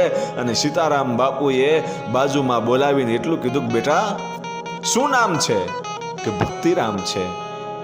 રામાનંદી છું બાપુ. મારા પિતાનું નામ હીરાદાસ છે અને માતાનું નામ શિવકુરબા છે. અમે ઠેઠ સૌરાષ્ટ્રમાંથી લાખણ ખાતી અહીંયા સુરતમાં સાવરિયા શેરીમાં રહેવા આવ્યા છીએ અને ભગવાન લક્ષ્મીનારાયણની પૂજા કરીએ છીએ બાપુ. કે બેટા તારો ભાવ કંઈક અલગ લાગે છે, તારી સેવા છે, તારી ભક્તિ છે કંઈક અલગ લાગે છે. ને એ વખતે એ ભક્તિરામ એટલું કહે છે કે બાપુ અલગ જ હોય ને, હે કે અલગ જ હોય ને બાપુ, મારે તો સાધુ થવું છે, હે કે સાધુ થવું છે. તમારા જેવા સમર્થ ગુરુ મળે અને તમે મને કંઠી બાંધો તો બાપુ મારે સાધુ થઈ જવું છે. કે તારા મા બાપને અહીં બોલાવતો આવજે. અને શિવકુરબા અને હીરાદાસને બોલાવવામાં આવ્યા અને એટલું કીધું કે તમારો દીકરો સાધુ થવા માંગે છે. અને એ વખતે શિવકુરબાએ એટલું કીધું કે સાધુ થઈ જાય તો અમને વાંધો નથી, પણ અમે તો જન્મજાતથી સાધુ છીએ, રામાનંદી છીએ, ભક્તિ તો અમારામાં હોય જ, અમે સાધુ છીએ. તો એને ભગવા પહેરવાની જરૂર ક્યાં છે? એને સંત થવાની જરૂર ક્યાં છે? અમારે એકનો એક દીકરો છે બાપુ. અને એ વખતે સીતારામ બાપુ એટલું કહે છે કે શિવકુરબા તમે તમારો દીકરો જેને માનો છો એ આખા જગતનું કલ્યાણ કરે એવો મહાન સંત છે, આ જુગ જુગનો ઓલિયો છે, આ જૂનો જોગી છે, આ માણસોનું કલ્યાણ કરવા માટે જન્મો છે અને એને તમે દીક્ષા આપવા દો. અને એ વખતે હીરાદાસ બાપુ અને શિવકુરબા એમ કહે છે કે જો જુગ જુગનો ઓલિયો હોય તો તમને હવે અમે સુપરત કરીએ છીએ. અને એમ કહેવાય છે કે સીતારામ બાપુએ એના હાથથી આ બજરંગદાસ બાવલિયાને, આ ભક્તિરામને કંઠી પહેરાવી. અને બજરંગદાસ છે એ નામ પછી પડ્યું છે, પહેલા ભક્તિરામ નામ છે. અને ભક્તિરામને અયોધ્યામાં લઈ જવામાં આવે છે અને અયોધ્યામાં ગુરુજીની સેવા કરે છે. ભાઈ સેવા કરે છે. એવા વખતે એકવાર એવું બન્યું કે બજરંગદાસ બાપાને આ ભક્તિરામને સીતારામ બાપુ બોલાવીને એટલું કહે છે કે ભક્તિરામ કે હા અહીંયા આવો. કે બોલો બાપુ આજ્ઞા કરો. કે જાઓ તમારા પરસેવાનું દૂધ લઈને આવો. હે કે તમારા પરસેવાનું દૂધ લઈને આવો. જોજો સમર્થ સંત હોય કેવી રીતે સમજી જાય કે કાંઈ વાંધો નહીં બાપુ, તમારા માટે હું મારા પરસેવાનું દૂધ લાવીશ. ગુરુની આજ્ઞાનું પાલન કરવા માટે થઈ અને આ ભક્તિરામ છે એ ધીમે ધીમે ધીમે ધીમે જાય છે. ગ્લાસ હાથમાં લીધો છે, લોટો, એ પાત્ર હાથમાં લઈ અને દૂધ લેવા માટે નીકળેલો આ એક સાધુડો ભક્તિરામ આમ ખેતરમાંથી નીકળવું અને 2-5 જણા છે એ વાડીમાં મહેનત કરે છે, બળ કરે છે. જે મશીન હતું, જે પાણી કાઢવાનું મશીન હોય, એ મશીન ઉચકતું નહોતું. અને ત્યાં જઈ અને ભક્તિરામે એટલું કીધું કે સીતારામ વાલા, કે સીતારામ બાપુ આવો પધારો વાલા. કે શું કરો છો? કે આ બાપુ મશીન જે છે ને એ બહુ વજનદાર છે.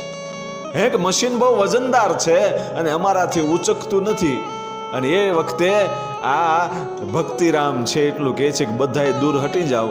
અને બધાય દૂર હટી ગયા અને આ ભક્તિરામે એકલાએ મશીન ઉસકાવી અને કીધું કે તમારે જ્યાં મૂકવાનું હોય ત્યાં મને કયો, હું તમને મૂકી દઉં, પછી આ મશીન હલશે નહીં.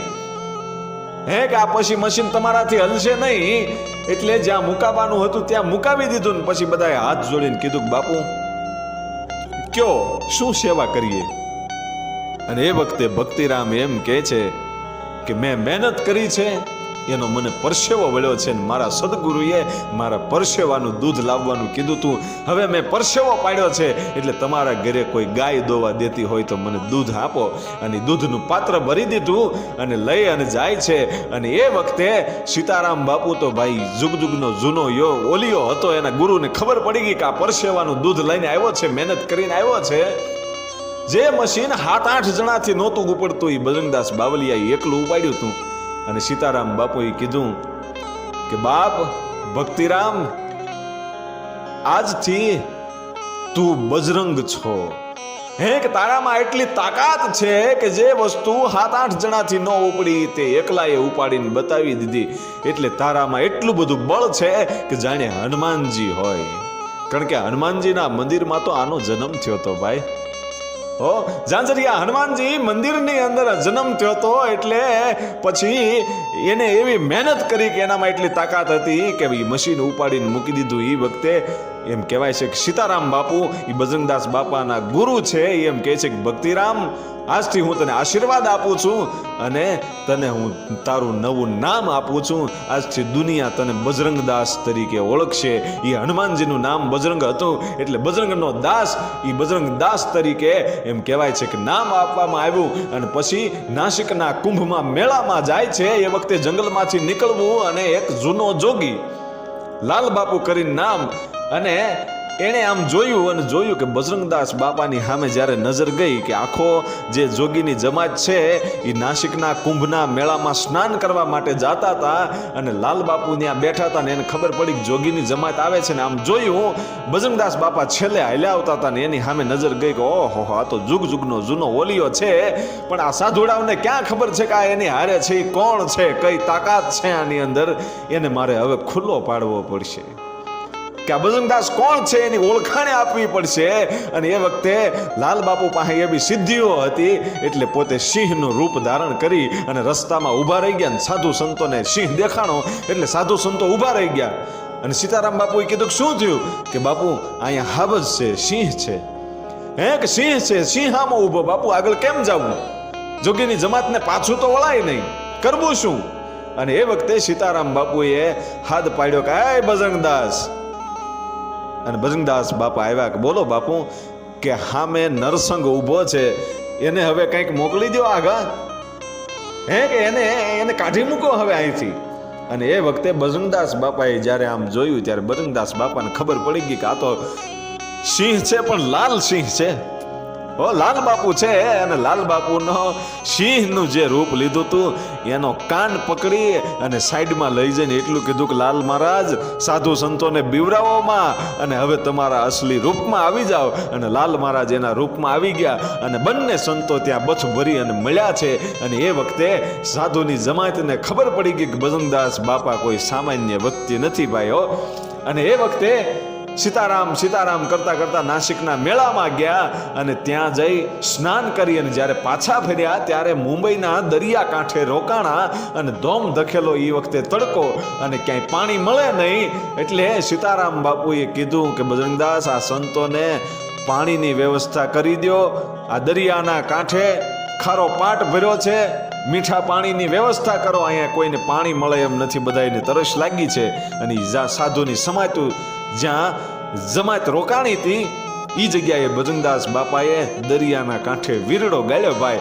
અને વીરડો ગાળતાની સાથે જાણે ગંગાજી પ્રગટ થયો એમ એ મીઠું પાણી આ સાધુની જમાતે પીધું. અને બધાએ બજરંગદાસ બાપાનું જય જયકાર કર્યો. એ દરિયાના કાંઠે મીઠો વીરડો ગાળનારી બજરંગદાસ બાવલીઓ એ ફરી વખત અયોધ્યામાં આવે છે. અને એ પછી એને સદગુરુ સીતારામ બાપુ એમ કહે છે કે બજરંગદાસ, તારી ભક્તિ તો બહુ થઈ બાપ, પણ તારે ભ્રમણ કરવાની જરૂર છે. હે કે ભ્રમણ કરો, યાત્રા કરો, આ દુનિયાનો અનુભવ મેળવો. અને ત્યાંથી સીતારામ બાપુની રજા લઈ અને બજરંગદાસ બાપા છે એ 12 વર્ષ સુધી ફર્યા છે ભાઈ. 68 તીર્થ કર્યા, 4 ધામની યાત્રાઓ કરી, 12 વર્ષ સુધી આ જગતનું ભ્રમણ કર્યા. પછી એમ કહેવાય છે કે એકવાર બળદેવદાસ બાપુ નામનો સાધુ એમની સાથે હતો અને પાકિસ્તાનમાં માં હિંગળાજના દર્શન કરવા માટે બજરંગદાસ બાપા ગયેલા. અને પાકિસ્તાનમાં માં હિંગળાજના દર્શન કરી અને જ્યારે પાછું ફરવાનું હતું ત્યારે બળદેવદાસ બાપુએ કીધું કે આપણા ભોજનની કંઈક વ્યવસ્થા કરો બજરંગદાસ.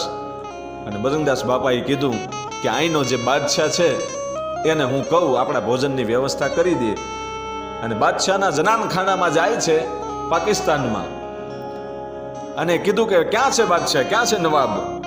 કે એ તો કબ્રસ્તાનમાં એમના માતા પિતાની જે કબરો છે ત્યાં નમાઝ પઢવા ગયા છે, હમણાં આવશે. એ બાદશાહની વાટ જોઈ જોઈને બજરંગદાસ બાપા થાકી ગયા, એટલે એવું લાગ્યું કે હવે મારે કબ્રસ્તાનમાં જવું પડશે.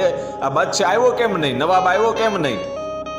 અને કબ્રસ્તાનમાં જાય છે બજરંગદાસ બાપુ. કબ્રસ્તાનમાં જઈ અને કીધું કે અમને ખાવાનું આપ, હું તારી વાટ જોઈ જોઈને થાકી ગયો છું. અને જ્યારે એ નવાબે જવાબનો આપ્યો, અને એ વખતે જેટલી કબરો હતી સાંભળજો, જે કબર ઉપર શીપીઓ મારે એ કબર ઉડી, અને જે જગ્યાએ બળદેવદાસ બાપુ નદીના કિનારે બેઠા હતા એ કબર ઉડી અને ન્યા વહી જાય ભાઈ. એક પછી એક કબરોને ઉડાડવા મળ્યો બજરંગદાસ બાવલીઓ. ઈ જેટલી કબરો કબ્રસ્તાનમાં હતી બધી કબરોને શીપિયા મારીને ઉડાડી નદીના કિનારે નાખી દીધી ભાઈ. અને જે જગ્યાએ બળદેવદાસ બાપુ બેઠા હતા ને ત્યાં જઈને બજરંગદાસ બાપા બેસી ગયા, અને આ નવાબભાઈ ગડગડતી દોટ મૂકીને આવ્યો કે બાપુ તમે કયો ઈ કરી દઉં, પણ આ જે કબરું છે એને પાછી કબ્રસ્તાનમાં મોકલી દો. અને એ વખતે એ બાદશાહે પાકિસ્તાનના નવાબે બજરંગદાસ બાપાને અને બળદેવદાસ બાપાને જમવાની વ્યવસ્થા કરી દીધી. અને એ પછી શીપિયા મારીને પાછી કબરોને ઉડાડી અને કબ્રસ્તાનમાં નાખી હતી. એ બજરંગદાસ બાવલીઓ એ ભ્રમણ કરી અને જ્યારે આવે છે એટલે પહેલા વહેલા જ્યારે આરતીદાસ બાપુ વલ્લભીપુરમાં આવ્યા હતા, અને આજ બજરંગદાસ બાપુ છે વલ્લભીપુરમાં આવી અને જે આયરનો સોરો છે એ હનુમાનજી મહારાજના દર્શન કર્યા, અને બુધેશ્વર મહાદેવ છે ત્યાં જઈ અને તપસ્યા કરી, અને ત્યાંથી નીકળી અને પછી ભાવનગરમાં બાપુ રોકાણા છે. ભાવનગરથી પાલીતાણા પણ રોકાણા છે. અને પાલીતાણાથી ગારિયાધારમાં જ્યારે આવ્યા ત્યારે ગારિયાધારના ચોરે જે ભગવાન કૃષ્ણની મંદિર હતું એ મંદિરમાં બાપાએ રોકાણા, અને 2-4 દિવસ રોકાણા. અને પછી એક દિવસનો સમય સવારે એવો બન્યો કે પૂજારીએ આવીને મંદિર ખોલ્યું તો ભગવાન કૃષ્ણની મૂર્તિ નહોતી. અને પૂજારીએ બધાને બોલાવીને કીધું કે આ બાવો આવ્યો છે, આ બાવો કૃષ્ણની મૂર્તિનું કંઈક કરી નાખ્યું છે, કાં તો ક્યાંક વેચી દીધી છે, ક્યાં ચોરી કરી લીધી છે, ગમે એ કર્યું, પણ આ મૂર્તિ આજ મંદિરની અંદર નથી. અને એ વખતે બજરંગદાસ બાપાને એ ગારિયાધારના માણસોએ પથ્થરો ફેંક્યા, ગાળું દીધી અને કાઢી મૂક્યા. અને પછી ગારિયાધારના માણસોને ખબર પડી કે મૂર્તિ તો બીજે ક્યાંકથી મળી ગઈ છે, કોઈક ચોરી ગયું હશે. હવે આ સંતનું આપણે અપમાન કર્યું છે ને પાછા લેવા જવા જોઈને બજરંગદાસ બાપા ગારિયાધાર વટી ગયા હતા, અને ત્યાં જઈને કીધું બાપુ પધારો, અમારી ભૂલ થઈ ગઈ, એ મૂર્તિ તો અમને ગામમાંથી જ મળી ગઈ. અને એ વખતે બજરંગદાસ બાપા એટલું જ બોલ્યા હતા કે તમારો ભગવાન એ કેવો છે કે મને માર ખવડાવ્યા? તમારો આ લાલો છે, તમારો ઠાકર છે, એ કેવો છે કે મને માર ખવડાવ્યા, તમારા પાણા ખવડાવ્યા, તમારી ગાળ્યું ખવડાવી? હવે તમારા ભગવાન હારે મારે ભાઈબંધી નથી રાખવી. તમારા ભગવાન હારે મારે ભાઈબંધી નથી રાખવી. હવે મારે નથી બોલવું, નથી આવવું તમારા ગારિયાધારમાં, એમ કહી અને બજરંગદાસ બાપા ત્યાંથી નીકળી ગયા. અને ત્યાંથી કર્મોદળ ગામે આવે છે. એ કળમોદરમાં આવ્યા અને 4 વર્ષ બાપુ રોકાણા છે. બજરંગદાસ બાપા એ કળમોદરમાં 4 વર્ષ રોકાણા અને 4 સપ્તાહો કરી ભાઈ. 3 સપ્તાહો થઈને ચોથા વર્ષે જ્યારે ચોથું વર્ષ આવ્યું અને ચોથા વર્ષે સપ્તાહ કરવાની થઈ, એ વખતે પોતાના કળમોદરના પરમ ભક્ત નાથુભાઈ પંચાળ, એ નાથુભાઈ પંચાળને બોલાવીને બજરંગદાસ બાપાએ એટલું કીધું કે મારે કથા કરવી છે, ભાગવત સપ્તાહ બેહાડવી છે, તારે 10,000 રૂપિયા આપવાના છે. હવે નાથુભાઈ પંચાળ બિચારો ગરીબ માણસ, અને બીજાની ભાવનગરમાં મસ્તરામ જે શેઠ હતા એની ગાડી હાંકતા હતા, એના નોકર હતા. હવે આની પાસે 10,000 રૂપિયા ક્યાંથી હોય? પણ જોજો સાધુ છે એ કસોટી કરે છે, અને હાચો ભગત હોય એની કસોટી થાય. અને એ વખતે નાથુભાઈ પંચાળને કીધું બજરંગદાસ બાપાએ કે તું 10,000 આપીશ તો જ મારે સપ્તાહ શરૂ કરવી છે, નહીતર કરવી નથી. અને નાથુભાઈ પંચાળે હા પાડી દીધી કે બાપુ હું કાલ સવારે તમને 10,000 રૂપિયા આપી દઈશ. હા તો પાડતા પડાઈ ગઈ, પણ આખી રાત ઊંઘ ન આવી, કરવું શું? 10,000 રૂપિયા લાવવા ક્યાંથી? પણ જે ગાડી મસ્તરામની હતી, ભાવનગરના મસ્તરામ શેઠની ગાડી ગીરવે મૂકી અને નાથુભાઈ પંચાળે 10,000 રૂપિયા લીધા ભાઈઓ. જોજો ગાડીનો માલિક તો પોતે નથી, બીજાની ગાડી છે, એનો ડ્રાઈવર છે, છતાં એ ગાડીને ગીરવે મૂકી દીધી શેઠને ખબર વગરની, અને 10,000 રૂપિયા લાવીને ભજનદાસ બાવલિયાને આપી દીધા કે લ્યો કરો સપ્તાહ શરૂ. સપ્તાહ શરૂ થઈ અને 3 દિવસ ગયા ભાઈ. અને અહીંયા મસ્તરામજી છે ઈ વિચાર કરે છે કે નાથુ પંચાળ ગયો ક્યાં, આવતો કેમ નથી, ગાડી લઈને ગયો છે, ગાડી નથી આવતી, પોતે નથી આવતો, શું થયું હશે આનું? એને ચિંતા થાય છે મસ્તરામને. અને ખબર પડી કે ગાડી છે ને એ ગીરવે મુકાઈ ગઈ છે. ગાડી એ ગીરવે મુકાણેલી હતી. ગાડી ભાળી અને કીધું કે આ ગાડી અહીં કેમ પડી છે? કે આ માણસે તમારી ગાડીને ગીરવે મૂકી છે ને 10,000 રૂપિયા લઈ ગયા છે. ખબર પડી અને મસ્તરામજીને એમ થયું કે ઓહો, આ બિચારો કેટલો મૂંઝવણમાં હશે, એવી આટલી બધી પૈસાની શું જરૂર પડી હશે કે મારી પાસે માંગી ન શક્યો અને મારી ગાડીને ગીરવે મૂકવી પડી? આટલી બધી શું મજબૂરી હશે? મારે એના ગામમાં જવું જોઈએ. અહીંયા સપ્તાહ શરૂ છે અને મસ્તરામજી અને એમની સાથે એક માણસ છે એ કળમોદરમાં આવે છે.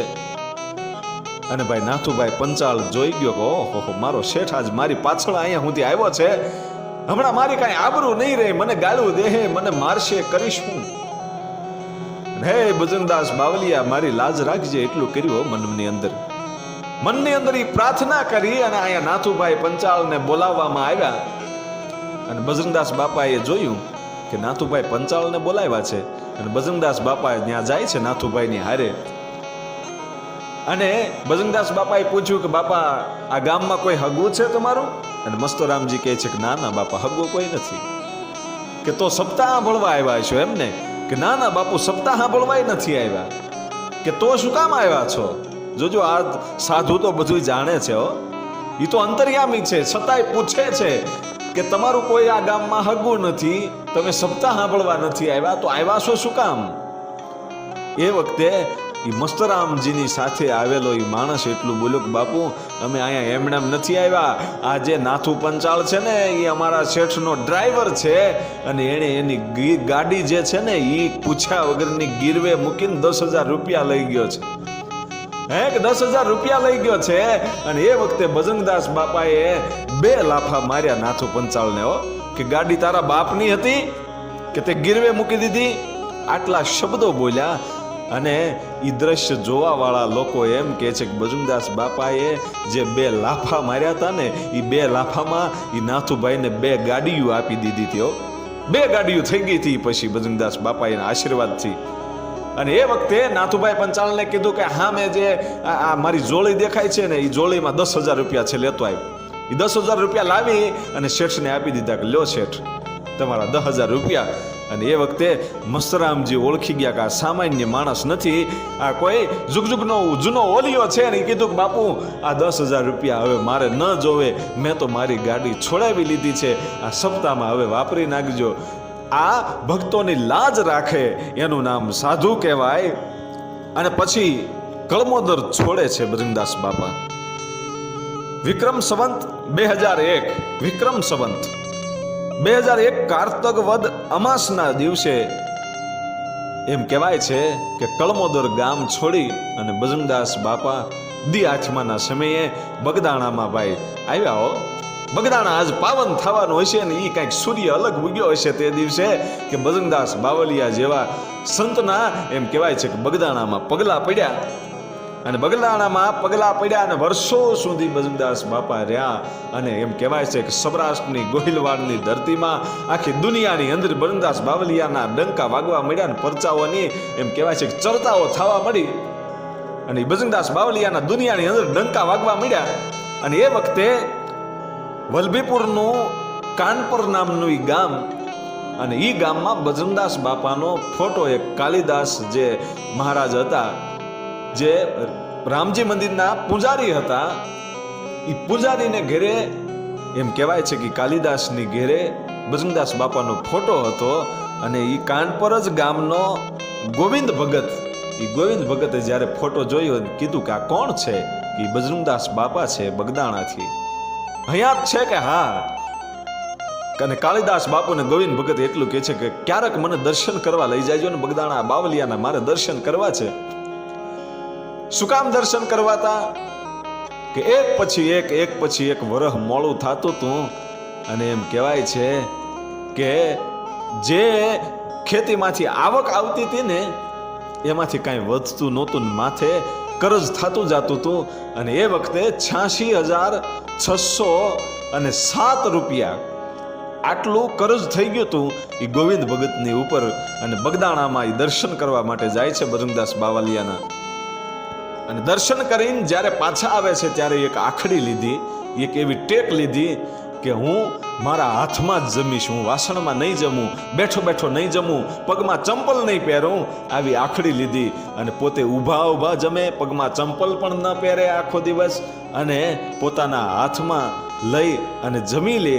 એ વાસણમાં જમતા નહોતા કે જ્યાં સુધી બજરંગદાસ બાપા મારા આંગણે નહીં પધારે ત્યાં સુધી આ હું ટેક રાખું છું. એવી ટેક રાખી.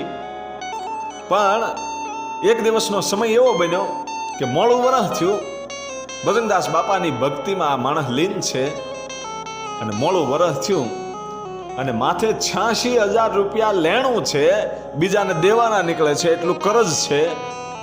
અને 8,000 રૂપિયાની નીપજ ઉપજી ભાઈ ખેતીમાંથી. કે 8,000 માંથી કોને દેવા ને કોને ન દેવા, કરવું શું? બગદાણા યાદ આવ્યું. બગદાણા જઈ અને બજરંગદાસ બાપાના ચરણોમાં એ 8,000 રૂપિયા મૂકી દીધા. અને એ વખતે બજરંગદાસ બાપાએ પૂછ્યું કે ભાઈ કેમ આ પૈસા ક્યાંથી લાવ્યો, તું ચોરી કરીને તો નથી લાવ્યો ને?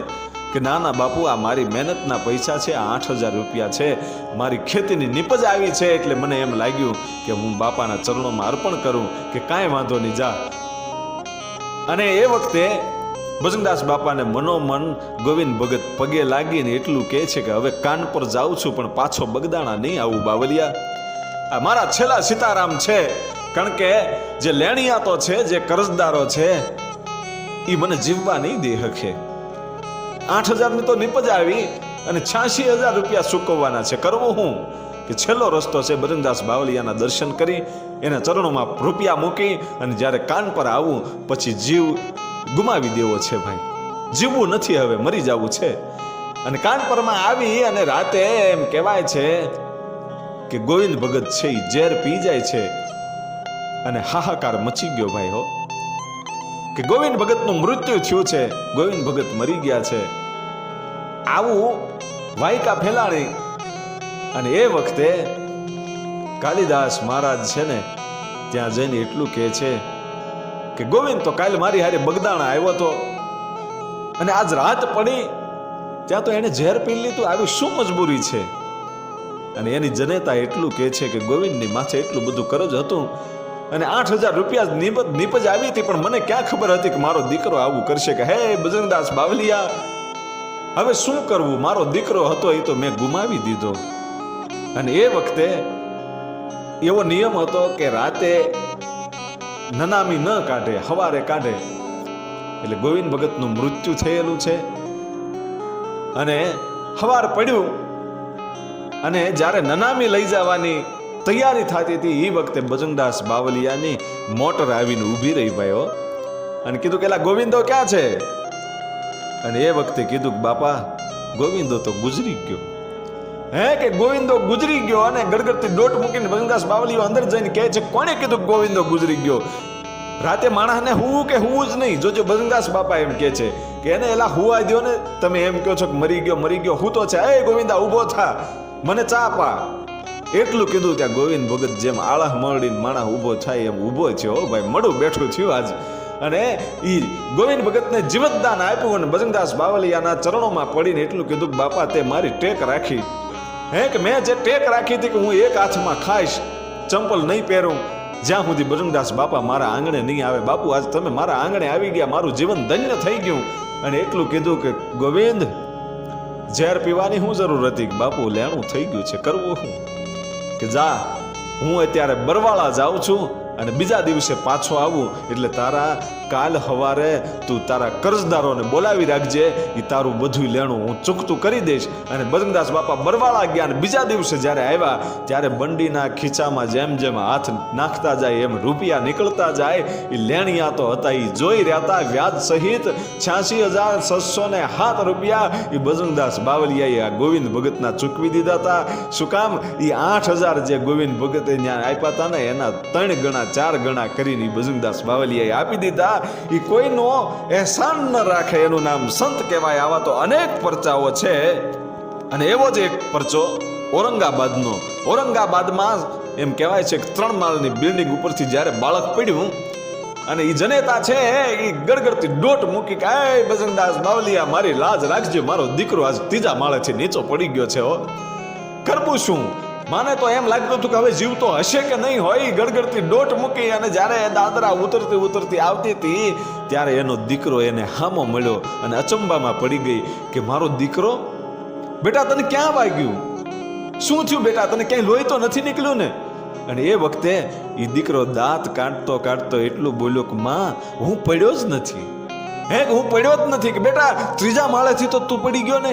કે હું પડી તો ગયો પણ મને એક બંડીવાળા બાવાએ આવીને જીતી લીધો. જોજો અહીંયા બજરંગદાસ બાવલિયો આવી ગયો તો ખાલી આ જનેતાના એમ કહેવાય છે કે ઉદરમાંથી ઈ હૃદયમાંથી શબ્દો નીકળી ગયા કે એ બગદાણાના ધણી બાપ બજરંગદાસ બાવલિયા મારી લાજ રાખજે એટલો શબ્દ પડ્યો. જ્યાં તો બજરંગદાસ બાવલિયો કેટલી વીજળીના વેગે ઈ ઔરંગાબાદમાં આવ્યો હશે. વિચાર તો કરો કે ઈ દીકરાને 3જા માળેથી પડતો તો એને જીતી લીધો અને નીચે મૂકી દીધો. અને બજરંગદાસ બાબા અદ્રશ્ય થઈ ગયા. દીકરો છે એ ગડગડતી ડોટ મૂકીને દાદરો ચડવા મળ્યો ને એ બાઈને એની જનેતાને હામો મળ્યો અને એ વખતે કીધું કે મને કોઈ બાવાએ આવીને તેડી લીધો તો. કેવો હતો બાવો?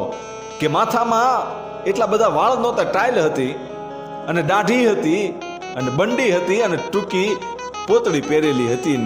એ બાઈ ઓળખી ગઈ કે આ મારો બગદાણાનો બાવલિયો જ હોય, બાકી બીજું કોઈ હોય નહીં. અને પોતાનો પતિ જ્યારે ઘરે આવે છે ત્યારે એને વાત કરી કે હવે બગદાણા દર્શન કરવા માટે જવું છે, બાવલિયાએ આપણી લાજ રાખી છે.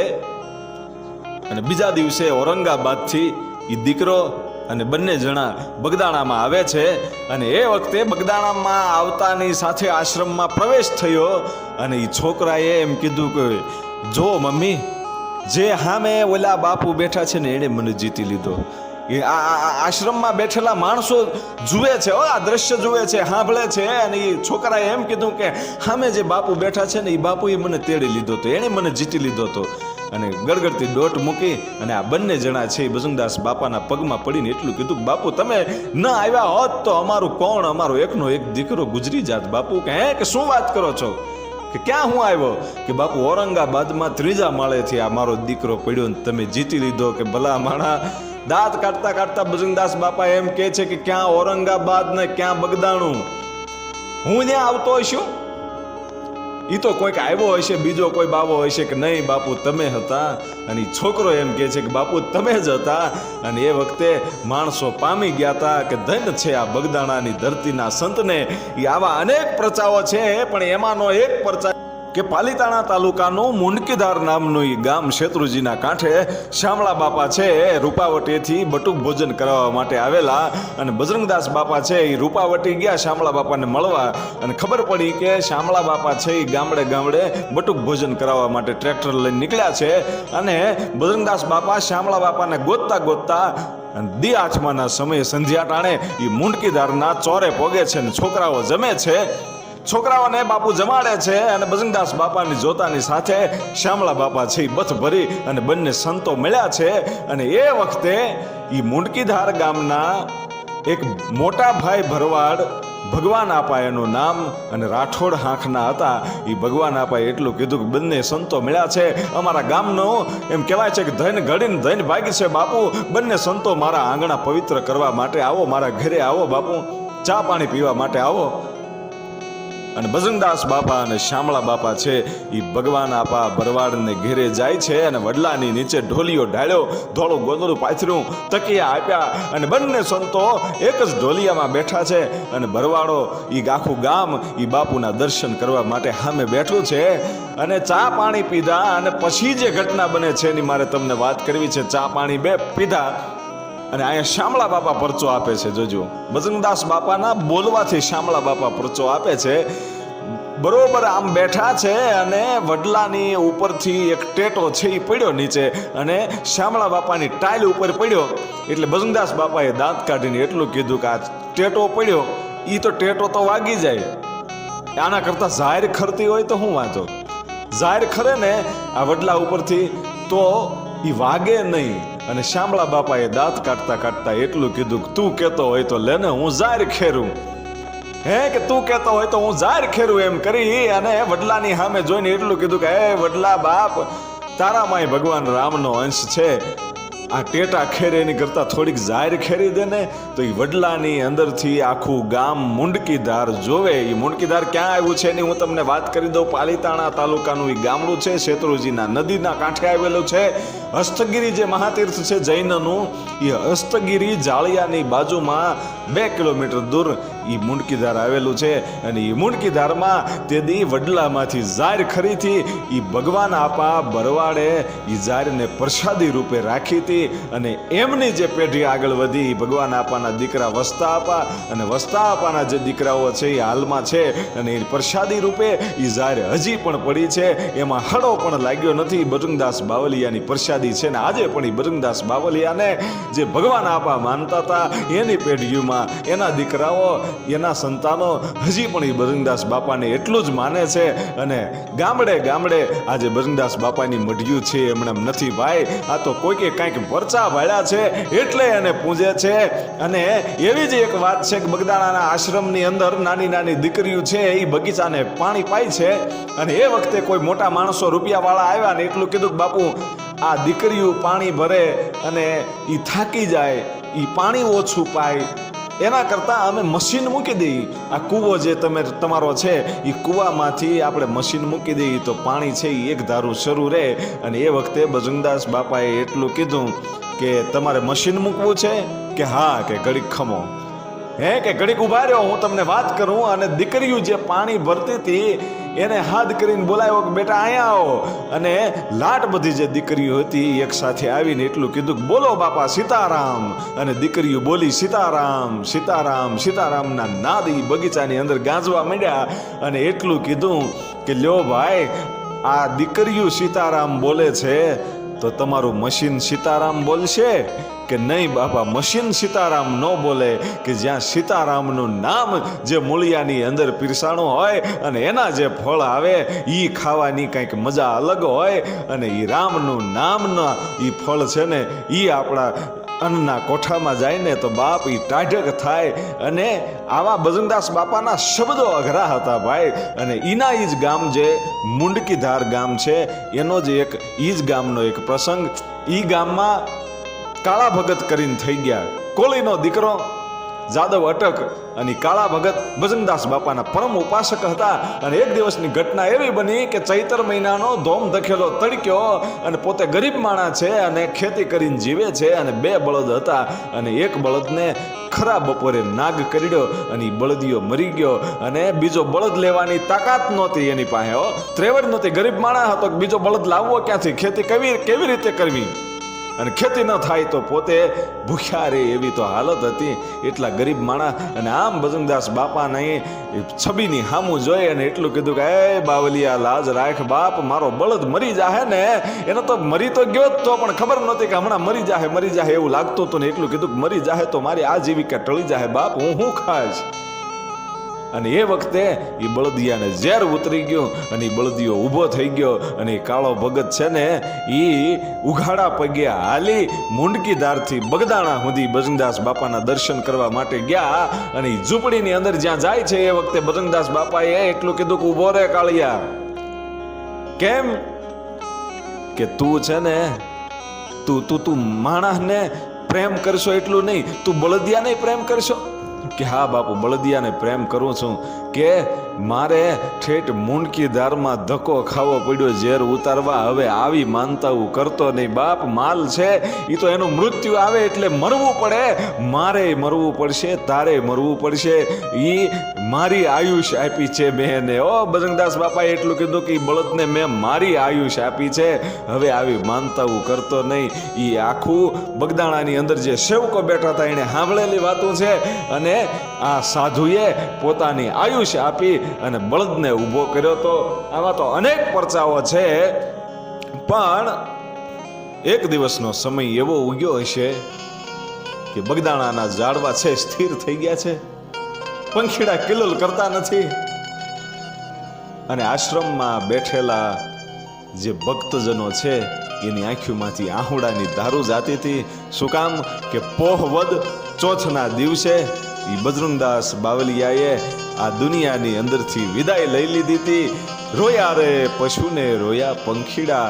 આજ તો બધું સૂનમૂન થઈ ગયું છે. બજરંગદાસ બાપાએ એમ કહેવાય છે કે ઈ આ જગતમાંથી, આ દુનિયામાંથી રજા લઈ લીધી હતી. ખાલી શરીર પડ્યું રહ્યું હતું.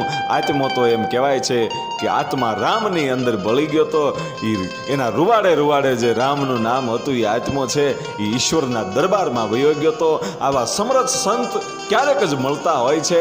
એટલે હજી ગોહિલવાડમાં જાજો, બગદાણામાં જાજો. 24 કલાક અન્નક્ષેત્ર શરૂ છે. એક પણ રૂપિયો લેવામાં આવતો નથી. એ તમને જે દાન પેટીમાં યોગ લાગે એ નાખવું હોય તો નાખજો, નકર ન નાખતા પણ બગદાણાની પ્રસાદી જરૂરથી લેજો. એ અમીનો ઓડકાર આવશે, એ મારી તમને ગેરંટી છે. જય બજરંગદાસ બાવલિયા. બાપા સીતારામ, બાપા સીતારામ.